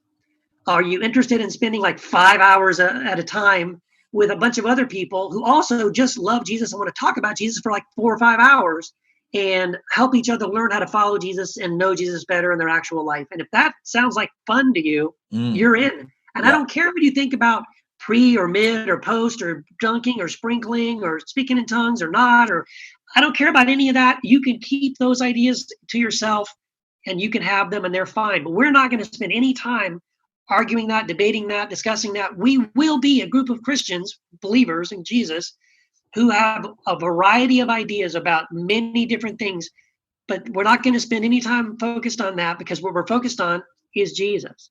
And if Jesus is our focus, then that's where we have unity. Like I think that's Paul says in Galatians, we are all one in Christ. We're not one in our opinions. We're not one in our doctrines, because on those things we are all over the map. And hopefully we're even growing and changing some of our ideas over time. We used to say we're all in process. So there's things I believe now I didn't believe 5 years ago. And hopefully there's things I believe 5 years from now that, I'm going to shift my ideas. But that means when I come into contact with another person and they happen to believe something I don't believe anymore, but I used to. In fact, I believed it for the same reasons that they do. I don't say, you idiot. Why? Because, I used to think the same way, right? Was I an idiot? Right, I wasn't an idiot then. I'm not an idiot now. So I have grace for them. I go, okay, you can believe that. It's okay. As long as you're not trying to, push it on me, I'm not going to push my ideas on you either. So I think this is one very important thing as we're deconstructing and moving in this direction. We have to develop the skill of learning how to be in the same room with people who believe slightly different than we do on other things, and to love them, listen to them, appreciate them, not attack them, not try to prove them wrong or myself right. That's hard to do, but I think that's a skill we definitely need to learn how to do. And that's one of the things that we were talking before we started the show here about this course I'm doing, Square One. And that's one of the main things that we talk about near the beginning of the course is that this whole thing I just said, that we have to rethink what it means to be connected, to have community. Can we learn to be in a room with people who think differently than us and not reject them and not be rejected by them? Then that's hard to do. But I think if we can learn to do that, then as I'm seeking to connect with other people, I don't necessarily need to connect with somebody who has deconstructed the same 5 things I have. I just need to meet somebody who's willing to sit in a room with somebody else and listen. Yeah. And talk to me a bit about this course, because I think this is a really fascinating project that you've undertaken. I think there's a lot in it that could really help a lot of people. I'm also aware of the time. How much time have you got? Are you good? This is my job. So I know this is how I feel when I'm on things. I'm like, are you kidding? Like my wife finishes work in like 2 hours, I guess. Right. I'm fine.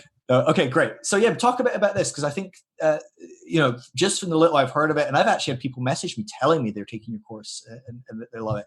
And so, I think this is a really interesting dynamic. So give me an overview, just a broad overview for those that have no idea whatsoever what it is. What is it and who's it aimed at? Right. So back even before we moved to El Paso, so like about 6 months ago, I just really felt like I needed to, so everything I've personally done, my blog, my podcast, my books, it's all about me processing my deconstruction, right? And I'm part of several Facebook groups that are also focused on deconstruction. And so, but what I started noticing was everything I'm focused on is on deconstruction. Everything else I see out there in the landscape is also focused on deconstruction. What I don't see is anything focused on reconstruction. So helping people go through it, because deconstruction is very painful. It's a hard emotion. You lose friends, family, fellowship. You get rejected. There's pain. There's struggle. There's uncertainty. What do I believe? What do I not believe? What's real? I don't know. You're all alone. You're abandoned. So all these horrible things are happening to you in deconstruction. So there was nothing really addressing that directly. And then there was nothing that I could find that said, once I've gone through the bulk of my deconstruction, how do I reconstruct something like a faith life that's positive and joyful and life-giving and feeds my soul and, you know what I mean, moves me on forward in this other direction. So because of that, I started this thing called Square One, or, you know, back to square one was sort of the idea of it. But I started this online course. It's called Square One. It's like a 12-week, 90-day course. And we have like, typically it's like 12 to 15 students who come on at a time. And we have a group of people who go through this together. I pre-recorded a series of lectures that every week they will watch whatever that week's lesson is. I'll give them some homework I want them to work on during the week. And at the end of the week, we have a live video, like a Zoom conference call for an hour, where I just kind of ask them, like, you know, what do you think about what we talked about? Did you do the homework? How was that? And then they talk to each other about their experiences. They get to know each other and what they're struggling with, where they're at in this curve or this process. And at the end of it, the purpose is to walk us through the deconstruction process, find some foundation for learning how to build a reconstruction process. And I try to give them some tools for what that reconstruction could look like. So that's in a nutshell kind of what it's been. We're on our third round right now. So I've got the third group of people going through it at this moment.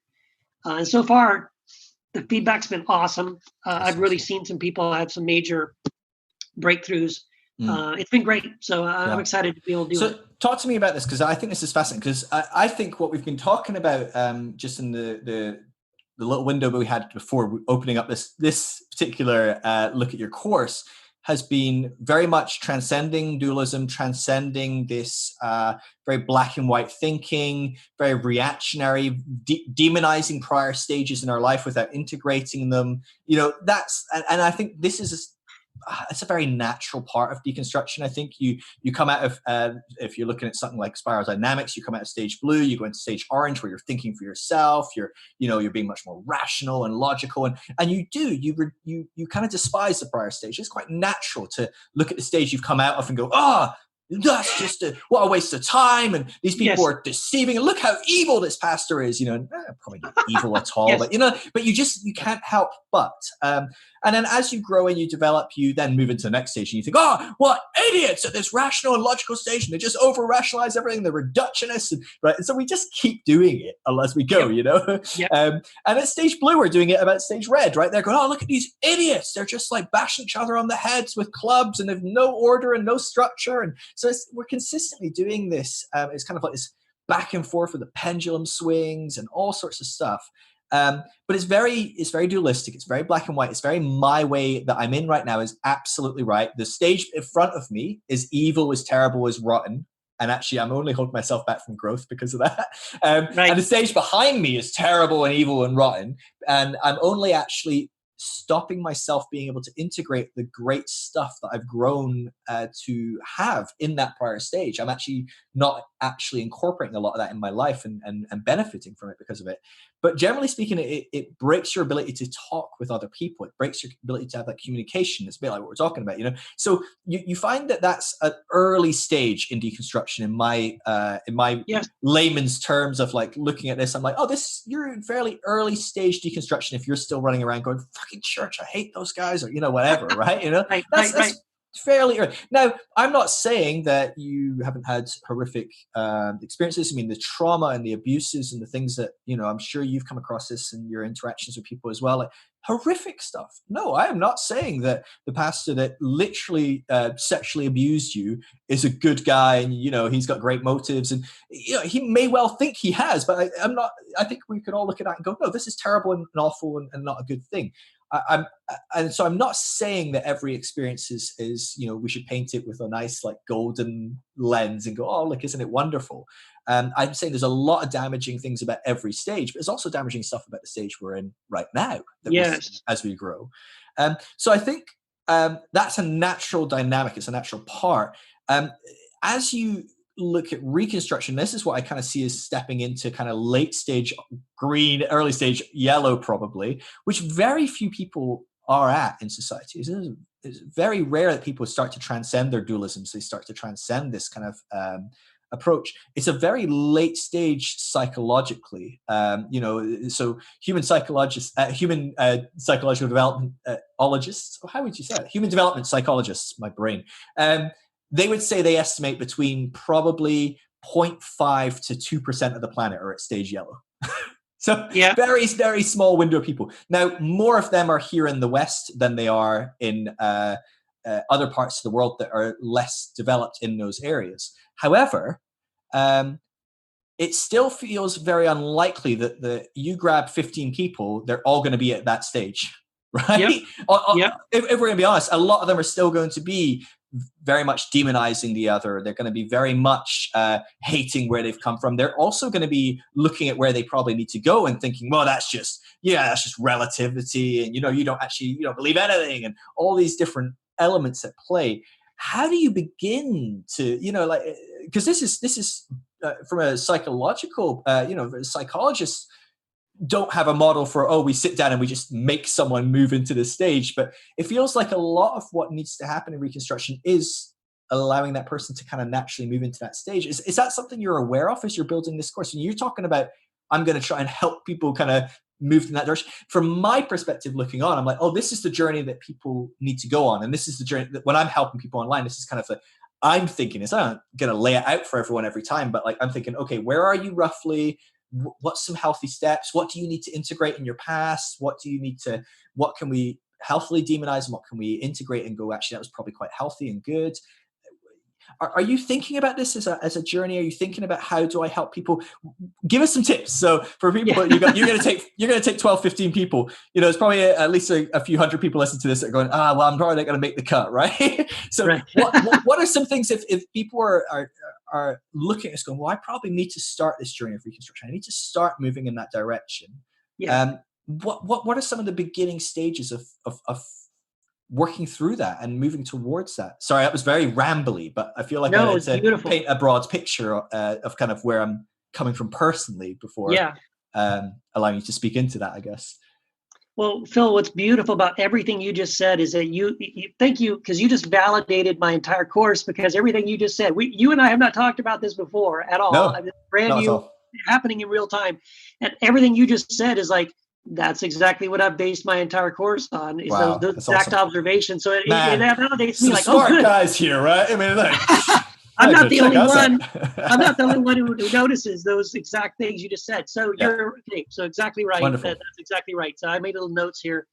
So one of the things, and I guess it's because I've gone through it myself over the last 15 years, right? And I kind of just took a step back and said, okay, well, what were some of the stages I went through? What helped me through some of these stages? What are some of the pitfalls that I noticed where I kind of got stuck, and what broke me out of that? So one of the things the first thing you talked about is you're exactly right. When you meet somebody who's deconstructing, and I call it detox, right? I see it a lot, by the way. I noticed this a lot in the house church movement. I was going to say, I was like, when I think of house churches, and when I started to travel to house churches, I was like, oh God, this is just a get together and bitch about your prior church experience.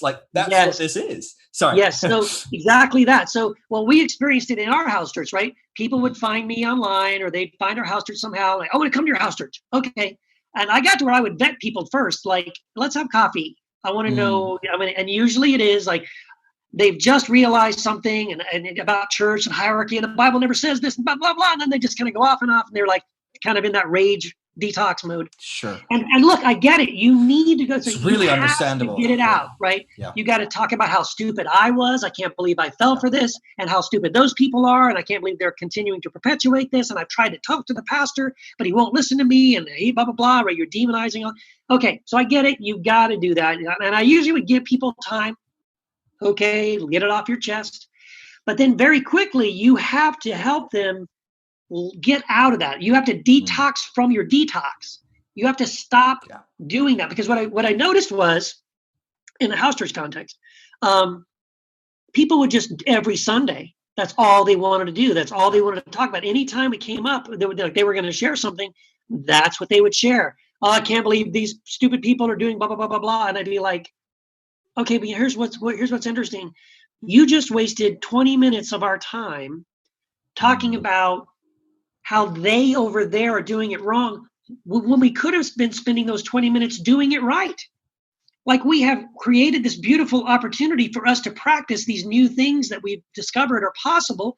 And instead of taking our time and energy experiencing these beautiful things that are now possible, we're still stuck complaining about those people over there and this, like, so you have to break out of that. But how, right? And as you said, deconstructing is a good thing. You do need to go through that process, right? So a big thing that we address in the course is, first of all, just to call that out and to recognize that there's a certain grid that your brain has to be in to look at your faith practices, to look at your theologies or whatever you've been through with a very critical lens, right? You can't deconstruct if you don't. You have to have this critical lens, and what you're noticing is that's wrong. That doesn't make sense. This doesn't fit. And if you don't do that, you can't deconstruct. So you automatically that is the way your brain is wired. And everything you're looking at is through this lens of what's wrong with it and how is it broken and how doesn't it work. So you got to do that. Stage one, you've got to do that. But at some point, you have to learn how to rewire your brain to stop only seeing what's wrong with something, but to look for the good in something. To say, well, that sucks, but you know what? There's some good that came out of that. Yeah. Or I'm glad I went through this horrible experience because it's helped me to learn and appreciate this. And so we go through a session, first of all, just recognizing we need a detox from our detox, that we need to get over being right all the time. We spend some time talking about forgiveness, which, again, as you said, it's not about validating that what these things that were done to me were somehow okay. They're not okay. But I need to learn how to become someone who forgives. It's for my own self. I just need to become a forgiving person. And how do I do that? And until I learn how to let go of that and forgive that and become somebody moving forward who is able to forgive quickly, that's a discipline I need to learn how to do. That's part of my reconstruction, is being a forgiving person. I want to do that. I want to be that. How do I do that? So we work on that. We work on this rewiring our brains, which allows us to shift out of the negative into more of a looking for the good in things. And there's some very practical things we can do that we actually go through. That's my favorite week, actually, is going through the rewiring our brains process. What are some examples of that you could kind of give away, little keys that people could be implementing? Yeah, I'll give you a tease. So one of the things that, and by the way, this is all based on, psychology, scientific studies that have been done about the brain, the human brain. I actually came across some of these things when I was in the corporate world. I came across some studies that were done by different universities, and it was done actually on the corporate level, where large corporations, like multi-billion-dollar corporations, were incorporating some of these psychological studies and noticing that employees that were always critical, were always negative, they were looking at everything through that critical negative grid. They not only were they not creative and were they not people who collaborated well, they killed collaboration and they killed creativity in the organization. Anyone around them, it just created this cloud of, I don't want to work with this person. Why bother? Everything's bad. This place sucks, right? It's just this negative attitude. So it killed collaboration. It killed creativity. It killed productivity, ingenuity, all these things. So these corporations decided, based on these psychological research that had been done on the human brain and how it affects our physiology, how it affects our mental and emotional health. Like when you're thinking that way, when you're behaving that way, you're more at risk for heart disease, for have anxiety, mental illnesses. I mean, it's just a bad thing. So there's all these good reasons to learn how to shift out of this way of thinking for yourself, as well as just for the company that you're working for. And when these corporations started incorporating these steps, these very practical things, it shifted those individual employees to becoming more positive, for looking for more positive solutions, for naturally collaborating with coworkers and coming up with creative solutions and creating productivity and ingenuity and all these things. So the people were happier, the environment was better, the people themselves were healthier and happier and worked better and enjoyed their jobs more and got promoted and all these other things. The company grew and had better solutions and ideas and related to one another within internally as well as externally with customers and everything. Like it was just like this amazing radical shift in the entire makeup of the company.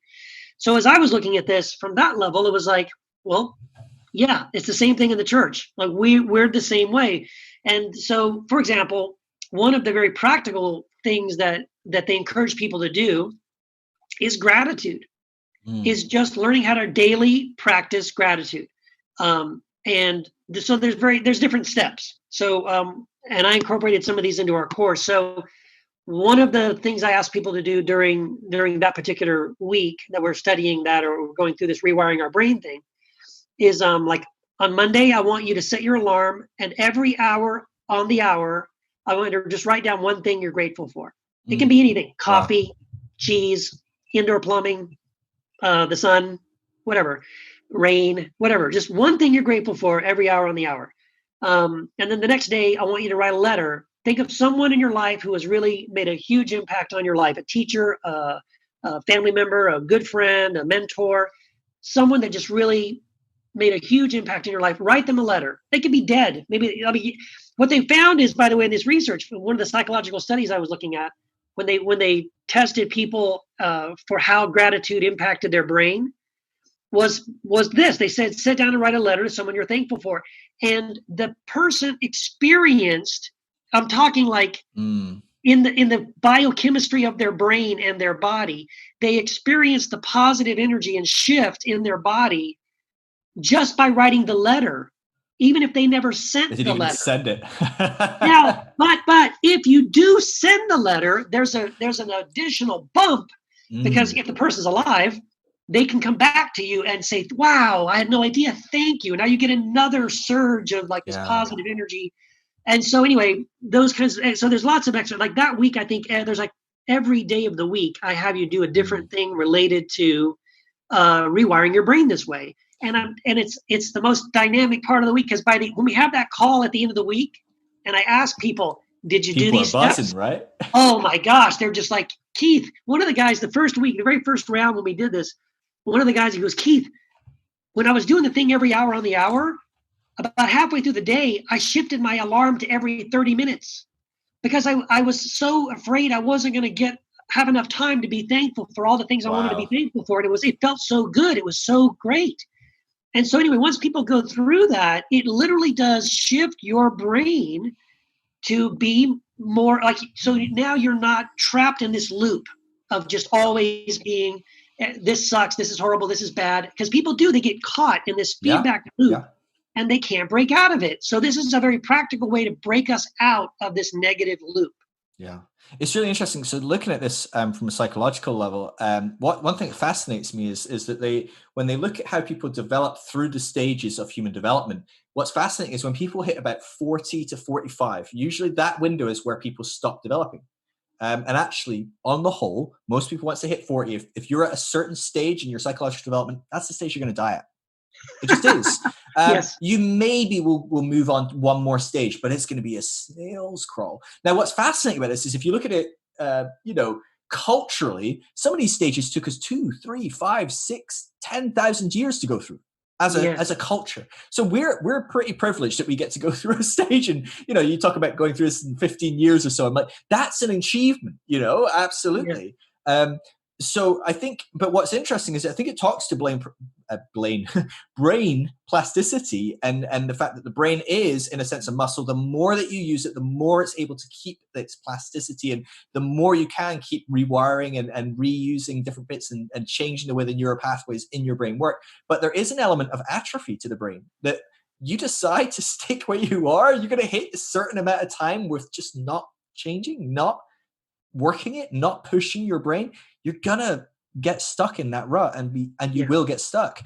And I think this is a huge part of when we are, we've gone through incredible change when you step out of a very rigid, conventional way of thinking, something like Christianity as a broad model within the West, stepping out of that is a huge step. It's a huge evolution. It's a huge amount of growth required, but we can get stuck there.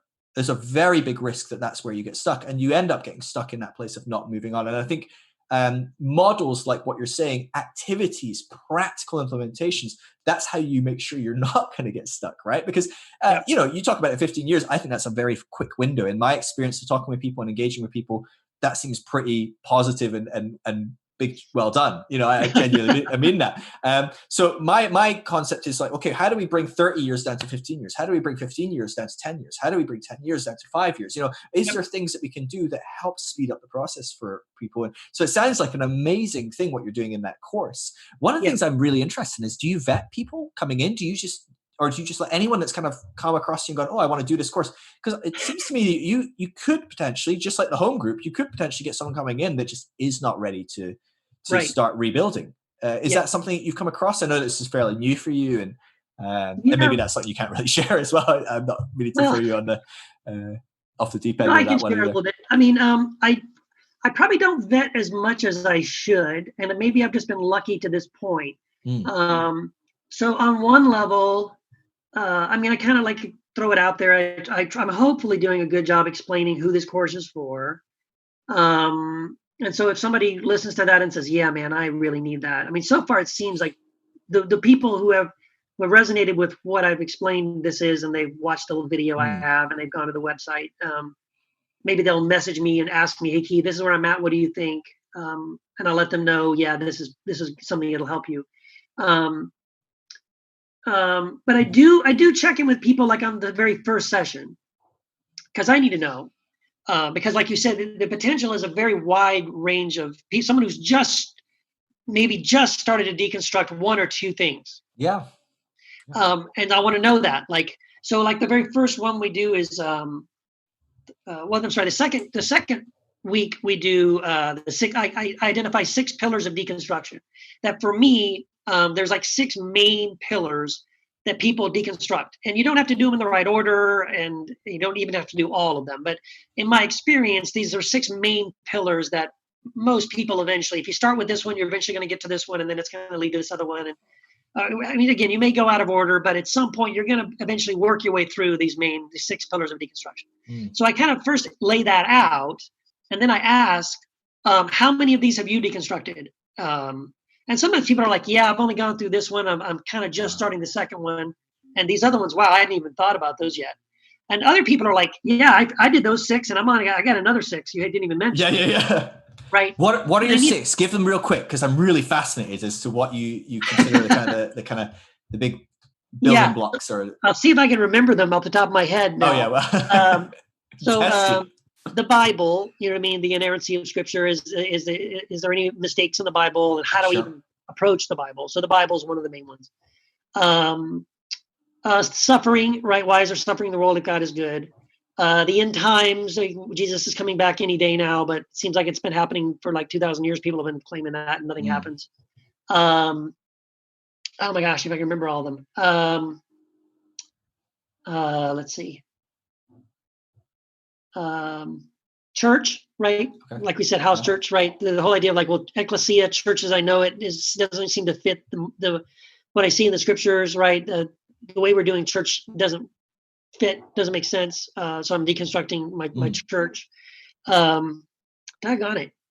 My brain now, if I remember that there's do you have anything on the cross or necessarily violence, things like that? Yeah, there you go. Thank you. Yeah, so penal substitutionary atonement theory, right? God is loving, and why did he have to kill his son so he could forgive me? Why couldn't he just forgive me? I do that. I forgive people without blood or wait, you don't kill people to forgive people? No, it's weird. I know it's really weird. You need to sort that out. Right. So yeah, that kind of a thing. People start pulling on that thread about penal substitutionary atonement theory, or hell, the doctrine of hell. I don't know if I believe God would send people, torture them forever and ever and ever. Is that a loving God? I don't know about that. Yeah. So those are the main sort of pillars that people start questioning this, and then they kind of work their way through. Well, then now that I've thought about that, well, what about this?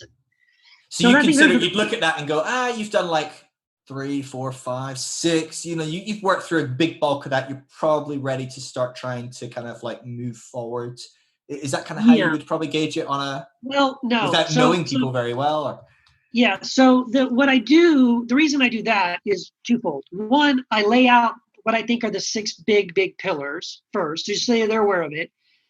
So that's for their benefit. I want them to be aware of, oh, wow, this is other things I haven't even thought about yet. It's also for me, I want to get a scale for them. Like, okay, this person they've done 2, and here's what they are. And this other person, they've done all 6 or whatever, right? So I want to get a picture of the group that we have and where they're at. So for example, if almost everybody in the group was only 1 or 2, well, then I want to adjust a little bit. Like, I don't want to blow their minds up front. Like, I don't want to push them into these pillars. Yeah, I want to meet them where they're at, right? So I don't want to be too, like, again, you know what I'm saying? Like, deconstruction. This is the danger of building when you haven't fully deconstructed yet, right? There's a danger of, if you haven't actually deconstructed certain foundations that are rotten and you start building a new house, well, you're only going to repeat this process in 5 years, you know? Yes. And so there's definitely that dynamic. I guess that's at the very core of my initial question, is like, how do you avoid that? Like, because if you don't know these people and they just go, oh, I'm going to do that, they might not be ready. You know, I think a lot of people, I noticed this looking at people on the Deconstruction Network. We're starting a research program. I'm working with a research company in the UK where we're trying to develop long-term 2, 3, 5, 10-year program of doing research on people going through deconstruction. Wow. And so on the network is the option where you can do research surveys and things like that, just 5-minute surveys on different topics and different things like that. But the initial survey we do is it's based on there's an academic model of rating how people have how far they're along on their faith development. I actually think you would really benefit potentially to, in a sense, vet people. I'll send you some data on it. Yeah, thank you. It's called the religious faith development scale. And so it's 16 questions scaled 1 through 4. And you ask these 16 questions and you can give someone a score between 16 and 64. And generally speaking, the higher the score is, the more open they are to different beliefs, different concepts, the more they question their faith, the more they have processed and changed their faith. And so it measures all sorts of different dynamics. And what's fascinating to me is on the network, I've seen people as low as 26, I think is the lowest score. But most people are up in the 50s plus. And so generally speaking, what we're working with right now is we're trying to figure out, okay, how are we going to, using this scale, go, who is a deconstruction Christian? Now, we probably need other factors around that to kind of piece together, oh, if you're doing this, this, and this, and this, and you've got a score more than 52, then you're deconstructing, or whatever it is. But the amount of people that are still very early stage and go, I'm deconstructing, but they get on there and they start talking to people, or they message someone, oh, you're in Houston, and they go, holy crap, you're like a Buddhist, or whatever. Yes. And they still think, you need to go to church every Sunday. That's when they say deconstructing, they mean they don't believe in hell anymore. And they read a Brad Jersett book on that, or they watched Hellbound or something, and that's it, they're deconstructing. And actually, they're very much in the machine. Yes. And so I think it's fascinating, that dynamic of, like, you could potentially rebuild on ground that hasn't been worked, that hasn't replaced the foundations with something a bit more stable. Yes. Keep going. Sorry, I didn't mean to interrupt, but I just think it's this is great. No, this is great. So it's a little bit of a dance, right? It like what you're saying, it is a little bit of a balance, because I've only got like 12, 15 people in this group. I'm trying to get a picture of where they're at in their process. They're all in different spots. They're not all exactly on the same page. Sure. So it's a little bit of like, I let them know that there are these 6 major pillars. Maybe they haven't gone through all those yet, but deconstruction is a bigger thing than I thought it was, most likely. Again, some people, like I said, well, I've been way, way, way down the road. Okay, fine. But in general, though, it's sort of like the expectation I set for people too is that regardless of where you are in this scale, how many pillars, whatever you've gone through, I try to set the expectation that deconstruction is probably something, it doesn't end. Like, you will always be in the mode of, what is that? What about this? I mean, I think you should be. I think you should always be in a place where the cement is wet, where you don't let it become dry. Because what I tell people is, the minute I've deconstructed this and now I believe this. Well, if you've hardened that belief, do you remember how painful deconstruction was? Yeah, you get to go through hammering and breaking that thing down 5 years from now so that you can now rebuild, rethink something else. So don't let that happen to yourself. Yeah. Hold loosely to these things, even the new things you're coming up with. Hold it loosely. Recognize deconstruction is an ongoing, lifelong process of questioning, and maybe I'm wrong. I don't know. Don't be so sure about yourself. Embrace mystery. Admit you don't have it all figured out, and that's not what it's about. It's not about being right. It's not about having certainty, because the opposite of faith is not doubt, it's certainty. So it's not about certainty, right? Recognize that. And then it sort of then becomes about halfway through the course. We kind of begin with the deconstruction kind of stuff. We talk about all through that. I get a picture of where they're at. I try to walk them through basically some of these deconstruction principles. But then about halfway through, we shift into the reconstruction piece. So it's sort of a both and. You're going to keep on deconstructing, but even as you're deconstructing, you're also employing these reconstruction processes as well.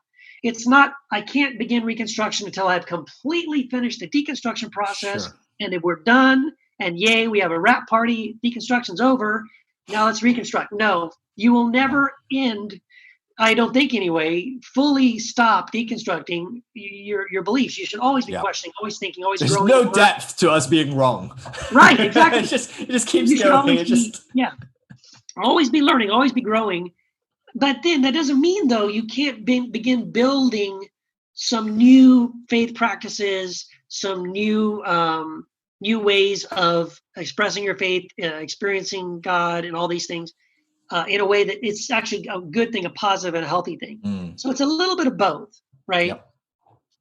Yeah, no, that's really interesting, really fascinating. And so what I'm intrigued by how you navigate that, because we should probably wind up relatively soon. Yeah. Okay. I can keep going for a couple hours. We'll hang up. We'll end the call and we'll just chat for another 2 hours. Sure. I'm intrigued.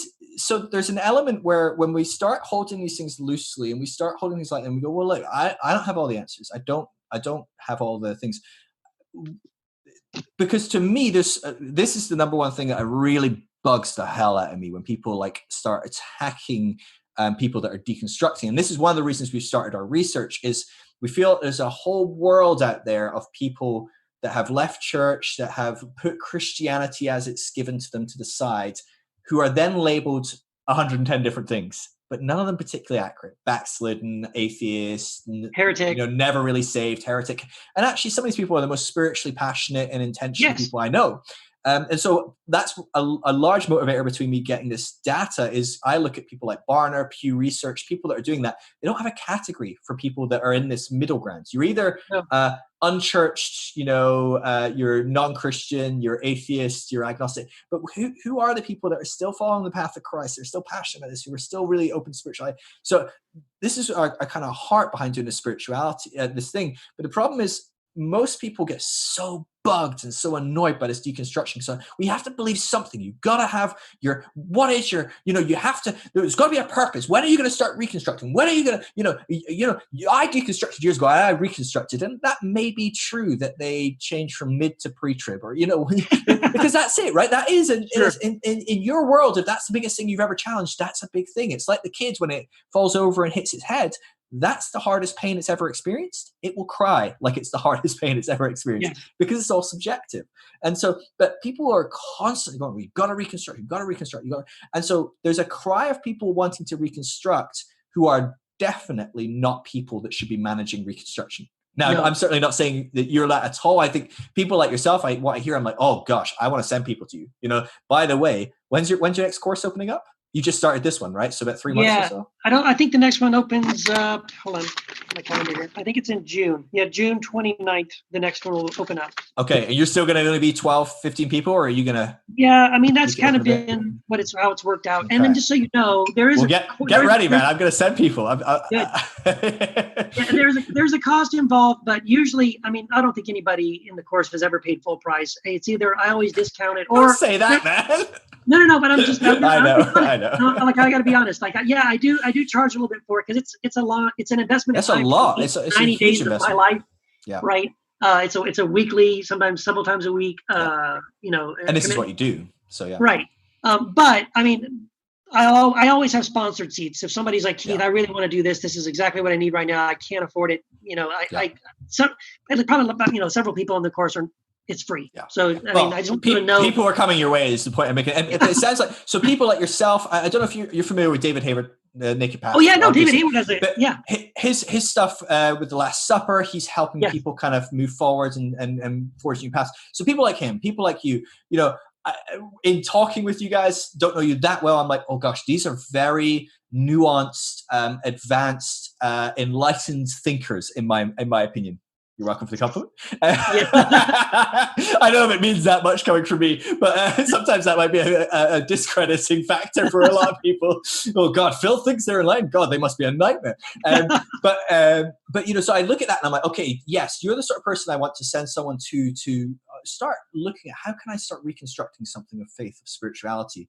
But there is a whole world out there that is pushing for a reconstruction that has a very different agenda. How do you go about holding back your own agenda, holding back or not, agenda is the wrong word, because I don't actually think you'd have an unfair agenda, but more your own perspectives, your own bias, your own judgment. Because even though we're hopefully moving to this non-judgmental stage of, leaving that duality, we still go, well, no, but this is what's right, because that's what I believe. If I didn't think it was right, I would believe something else. The reason I believe it is because I think it's right. And so on some level, when I'm hoping to reconstruct, is there an element of me going, oh, they should probably reconstruct over here? Right. That's the right thing. How do you navigate that? Because to me, that falls into the trap of the dualism. And that's my concern of the people that are screaming, you have to reconstruct. And by the way, it looks like my church, which is totally different and not like the thing you left, I promise. Right. There's a danger there, right? Yeah. So no, you're exactly right. And I'm glad I get a chance to address this, because I agree with you. I'm very, again, I've said this many times, I'm very anti-programmatic. I don't want anything to be prepackaged, and I'm not shrink wrapping something and handing it to you. So reconstruction, certainly I've had my own reconstruction. I'm going through my own reconstruction right now. My goal though is not to make you mold to my reconstruction experience. Sure. I believe everybody has a different reconstruction experience, or we all start at different points. We're all going through our different stages of it. So I don't tell people how to reconstruct. I don't tell them your reconstruction should look like this and include these things. That's not what I do. What I really do is, I'm laying out for you many options. These are several things and it's up to you could decide, for example, developing new faith practices, right? Here are many different things on several different categories. I'm going to ask you to try at least one from each of these categories, but you get to pick which ones. And you get to decide, I tried this and I hated it. Okay, fine. Then don't do that. That's fine. Right. Good. Try something else. Find what works for you, for where you are. And then you get to decide how you are going to move forward in this reconstruction process. And I'm not going to tell you what it is. I'm not going to tell you how. I'm going to give you some tools, some resources, some ideas, hopefully a catalyst that inspires you moving forward to empower you to figure out, okay, for me right now, reconstruction, I really need this. I really need to develop that. I need to learn this or grow in this area or whatever. Good. Now I want to be able to help you and resource you to do that, but on your time and in your speed and in whatever direction you want to go, you decide what that looks like. Yeah, that's amazing. What I'm trying to do. So it's much more built around giving people tools than actually teaching. You've got this pillar of hell. Let me tell you whatever. It's right. Much more. Here's tools. Here's you need to rebuild new practices of spirituality, of engaging with what you consider is definitely beyond. You can deconstruct God and Jesus and everything, but you still go with something else more, right? Whatever. Right. So why don't you try contemplation? Why don't you try meditation? Why don't you try breathing exercises? Why don't you try some yoga? Here's different things you can try. And if you want to go back and try singing Kumbaya to Jesus, that's also an option. Here's a whole host of a smorgasbord of things to experience.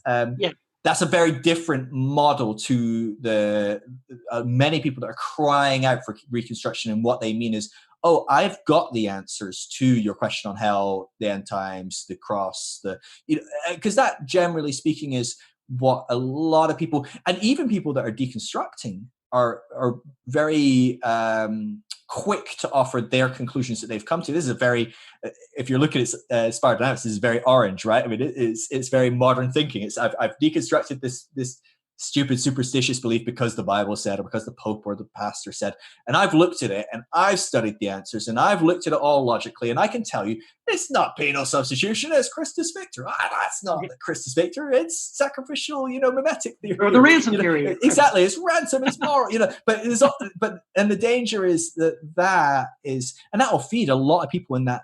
The danger is that a lot of people that are deconstructing are still looking for a bit of certainty. They're still looking for someone with the best argument to convince them. So it requires quite a bit of development for you to go, oh, you're just giving me tools. I have to go figure this out. And actually, you're telling me there probably isn't even a black and white end goal. Oh, that's really disappointing. Do you find that with people, that they're a little disappointed that you're not like, Reconstruction doesn't mean I'm going to give you a package and you'll be done? Because I feel like for me, in some senses, like I said, I love this. I get excited. I've been doing this from the get-go. I was raised, my mom was like, don't believe anything I say. Don't believe anything your father says. Don't believe anything the church tells you. I was a pastor's kid, so it's a double down on my dad. But it's just like, don't believe things because people will tell you, especially if they're in authority. Think about it, question it. So I loved that growing up, and I'm really thankful for that legacy and that element. It's also been very problematic for me. But generally speaking, people are exhausted. People are tired of deconstructing. People just want to rest. They want an end to it, in a sense. And what I'm hearing from you is you're not offering an end to it. You're offering tools to be able to manage it and navigate it in a more healthy way. Would that be a fair summary of what the course would be? And it's not an end to deconstruction, but it's actually, how do I now step into a place where deconstruction is a normal everyday experience, but actually I'm navigating it in a more healthy way that allows me to build and develop and grow, and feel like I'm moving forward rather than just spiraling downwards. Right. Yeah. That's what I tell people when we're, on the very last week of the course. I say, there's a reason why this course is called Square One. When you finish the course, it's not finish line. Yeah. It's okay, good. Now, square one, take your first step into this Reconstruction thing. So that's what I'm doing, is trying to help prepare people for this process. I'm going to give you some tools. We're going to talk about it. We're going to work through it. We're going to, all these things. But when you finish the course and it's not like, oh, Keith, thank you, ding, you fixed me. I have reconstructed. It's all done. Thank you so much. No, you are now just beginning this process of learning how to manage your own deconstruction and reconstruction process. I'm here to help you. I want to, sure, if you need help, advice, or blah, blah, blah, but it's yours. You get to decide what that looks like. And, like after you've gone through the course, like I said, I've got this private Facebook group, and I encourage people to still continue to help each other through this, and resource each other through these things, and encourage each other through these things. But the goal of it is not to finish the process. The goal of it is to really give people all the tools they need to begin this process, and hopefully do so in a way that they have a really good chance of navigating it in a very healthy way. So that's my goal. That's awesome, Keith. Man, I love your heart. I love your desire to help people to help people navigate this. It's obvious that you've gone through this. You've learned it the hard way, maybe. And the great way is the best way. It is, it's in suffering that it's all forged into something beautiful, generally speaking. But I really love it. I think it's one of the most important things that is deeply lacking. I would say you go 10, 15 years ago, there was very few people helping people on the process of deconstruction. I think there's many people stepping into that world now. There's a lot of people helping pastor people in that process. But right now there's a very few people still going, like you said right at the beginning, like there's very few people who are offering, hey, I've got some tools for you to kind of like start feeling like you're not at the end, but actually transitioning into this being healthy and a positive experience for you rather than like this terrifying it's definitely, it's not negative because it is positive as well, but it's definitely a bit of a mix, you know, when you're losing your friends, you're losing your community, you're losing your family sometimes. I mean, marriages are falling apart. I mean, it can be really, really challenging for a lot of people. And so I really appreciate you putting stuff to that together. And like I said, I'm gonna you need to remind me when you launch, and I'll post about it and I'll push people your way. So you're going to have to vet. If you're only going to take 12, 15 people, you're going to have to vet with people I'm sending. So, but I'd love that. I'd really love to push that. And why don't you let people know if they want to follow you, if they want to engage with you, if they want to hear more from you? What are some great ways? You've got the Heretic Happy Hour is a great place. They're going to hear from you. And we have Matt DiStefano. And who else is on that? Is it Jamal Javanji? Yeah. So you guys are on that. Is that a great place to hear more from you? Or do you have people on, right? Yeah, we have guests. We call them the Heretic of the Week. We have different interviews. So that's one place. You can go to heretichappyhour.com. There's a website and you can listen to the shows, and it's a lot of fun. Right. Also, I have a blog. So it's just my name, keithgiles.com. And it's a Pathos blog. It's on Pathos Progressive channel. I blog. I usually at least twice a week, maybe 3 times a week. I'll post a new blog post there, and then I'm on Twitter and Facebook as well. I'm pretty accessible on both of those platforms. Okay, cool. You don't do Instagram? I have an account. You got to shift, man. I know. I'm an old man. You got to do it. You got to do it. You're going to lose your audience is going to die off. I know, man. I got to make a shift. Awesome. So what's your on Twitter and Facebook? They just search Keith Giles. They're going to find you quite easily? Or? Yeah, I think Twitter is just at Keith Giles. Facebook is Keith A. Giles. But you'll see my picture. If you search Keith Giles, you'll see me on there. Awesome. Cool. I'll make sure some links are in the show notes so people will find you. Thank you. Yeah, thanks, Bill. Appreciate it. This has been fun. I had a good time. I really enjoyed it. I think we could have another great discussion. So we'll definitely do this again. Let's do it again sometime. Sure. Sounds good. All right. Awesome, man. Well, thanks so much for giving me so much of your time as well, man. 2.5 hours. So if people are still listening, hats off to you, you know? Yes, sure. Awesome. Wonderful, man. Well, have a good day. Enjoy the rest of your day. How's the pandemic going for you? Are you guys doing okay in Texas? Yeah, we're doing good. I mean, for my wife and I personally, I mean, I've been for over a year now, I've been working, doing this full-time author thing. So I work from home all the time anyway. Yeah. I've been social distancing, whatever, already You've been living your best pandemic self for a while. I never put on pants. You know what I mean? It's like, unless I almost never leave the house. So we're doing good. My mom and dad they're here in El Paso. They're staying healthy. My boys are back in college in California. They're doing fine. I think we're all feeling the pain of it, but otherwise we're doing good. How are you guys doing? Yeah. It's well, I'm like you. I work from home. Like it's kind of surreal in a sense that I can almost go a few hours in a day and I'd be doing my thing, and then I'm like, oh yeah, the whole world stopped. I haven't, but like, wow, the whole world is like kind of crawling to a halt. It's kind of a surreal thing, isn't it? When that's, I think for people that were going to work every day and now are working from home, or can't work at all, or whatever it might be, it's quite a severe shock.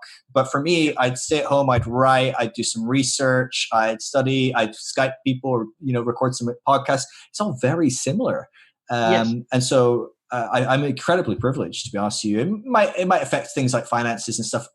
Knock-on effect, but right now we're doing okay. My wife's a tutor, so she can do a lot of that online. In fact, she probably has more opportunity to do that now because so many people aren't going to school. She does like young elementary age, so they're not going to school. So suddenly parents are going, "Oh gosh, how do we give them busy and give them some education?" They've gone from 30 hours of education to none. It's like so. If she wanted, which she definitely doesn't, she's just overhead anyway with all this. So we're very, very lucky, very privileged, very aware of that. So I had it though. That's the thing. I kind of got whacked with it, and I was in hospital, like ambulance hospital, like whole thing. Like that was a while back now, about a month or so, and really like was rough. Breathing, kind of like really struggling to breathe. It was really full on. And so that's a whole nother element as well, where I know there's a lot of reports that there isn't necessarily immunity to it. If you've had it before, you can potentially get it again. But there's a whole nother element to some degree where I'm like, I'm probably got a heightened immunity to some degree. So I think as well, I think a lot of people going out have this undercurrent of fear of we naturally almost start distrusting the person in the queue at the supermarket, and Right. we're not as friendly because it's like, well, you might actually kill me and my grandmother, or like Right. and I feel like I don't have as much of that as I think I probably would if I'm honest. I think I would have had a bit more underlying fear or anxiety. I can be very fearful and anxiety driven in certain areas, but generally not with something like this. Big things don't worry me. I get really anxious and fearful over the really stupid small things. Yeah. Like the amount of, I think emotionally I've done really well. And like, you look at, the stock market's crashing and it's lost 30% of it. I'm like, whatever, or like, oh my gosh, like people are dying. And I'm like, wow, that's terrible. It's really awful, but I'm not getting into my shock mode or whatever. And then it's like, oh no, the bin guy didn't pick up your bin this week and now you've got to go 2 weeks and it's already full. Right. Now I have a meltdown and I'm like, what? Or like I go shopping once every 10 days and I forgot one ingredient and I'm like, I feel like my whole body's just shutting down now and it's just overwhelmed. Like, what is wrong with me? Yeah. So I'm a weird builder. I don't know what it is. Maybe I just don't notice the big stuff and then the little things push me over. But I've definitely had a few days. It feels like that malaise, you just feel like you're wading through treacle, which because, people like myself and you, our day-to-day hasn't changed that much. It feels almost self-indulgent. I feel a little guilty for feeling low or down or whatever, because I'm like, Phil, come on. Like, there's people that have no job. They don't know how they're going to feed their family. There's, especially in certain countries where healthcare isn't free or, where the government isn't taking care of people and things. I'm like, God, like that person should be like feeling low or freaking out.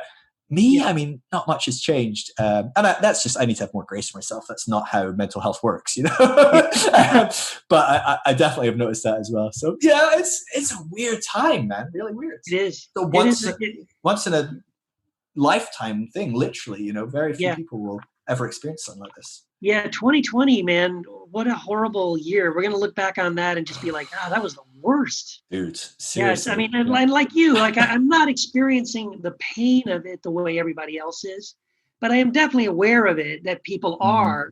I mean, I've been trying to do things more intentionally, like on social media and stuff, just to encourage people. Like, when I do those little second cup videos, a lot of times it's just to remind people like, hey, it's going to be okay. And we're going to get through this together. And here are some things we can do to kind of like refocus our mind on the death and destruction. The world's going to end and all that. And so, some of the things I've seen kind of silly, like, but I mean, I'm doing it literally because of this reason.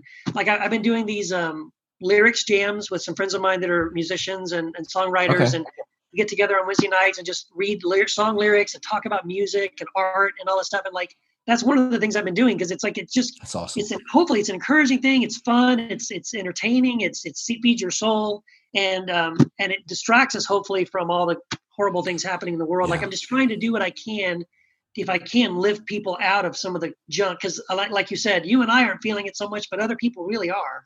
Yeah. Yeah. Oh, I can't imagine. I've got friends that are like really in the thick of it, and we're very lucky in the UK. We've been. I mean, the way we've handled things hasn't been the best, but we're at least lucky in the sense that our infrastructure is there for us in a way that a lot of parts of the world just don't have the fallback that we do. And so, it's a weird time. Yeah, I saw a thing the other day. It's a news piece, and it was like 20 sarcophagus uncovered in Egypt recently, just like last week or something. And like the top comment on it was like, dude, get those back in the ground. This is not the year to screw around. Do not open those, dude. Have you seen The Mummy? Because if that's ever going to happen, it's this year, right? We're coming up from May. We're about to hit the next terrible news. I do not want it to be 20 mummies roam the earth. Well, yeah, then like I saw yesterday too, this week, they released those, the U.S. Navy, Pentagon released 3 videos of these UFOs that they had tracked. It was like officially from the Pentagon admitting, here's actual footage and we're going to call it, these are UFOs. And again, people are freaking out like, oh crap, now aliens are going to like invade the planet. Like, what next? Dude, that's got to be Trump sitting going, God, man, I have made some terrible statements recently that are really coming down hard. Right, guys. What's the most controversial thing you got? Do we have any alien stuff? What's the Area 51 situation? No? Okay. You seen any UFOs? Maybe? Okay, let's get that out to the public. Quick. No one's going to be talking about bleach or anything else now. That's right. UFOs, oh my gosh. Yeah. That's fascinating. I love it. Dude, thanks so much for coming on. I really enjoyed it. We should definitely stay in touch. Yeah, absolutely, man. Thanks so much. Yeah. I'll catch you later. Yeah, all the best. All right, take care. All right, much love.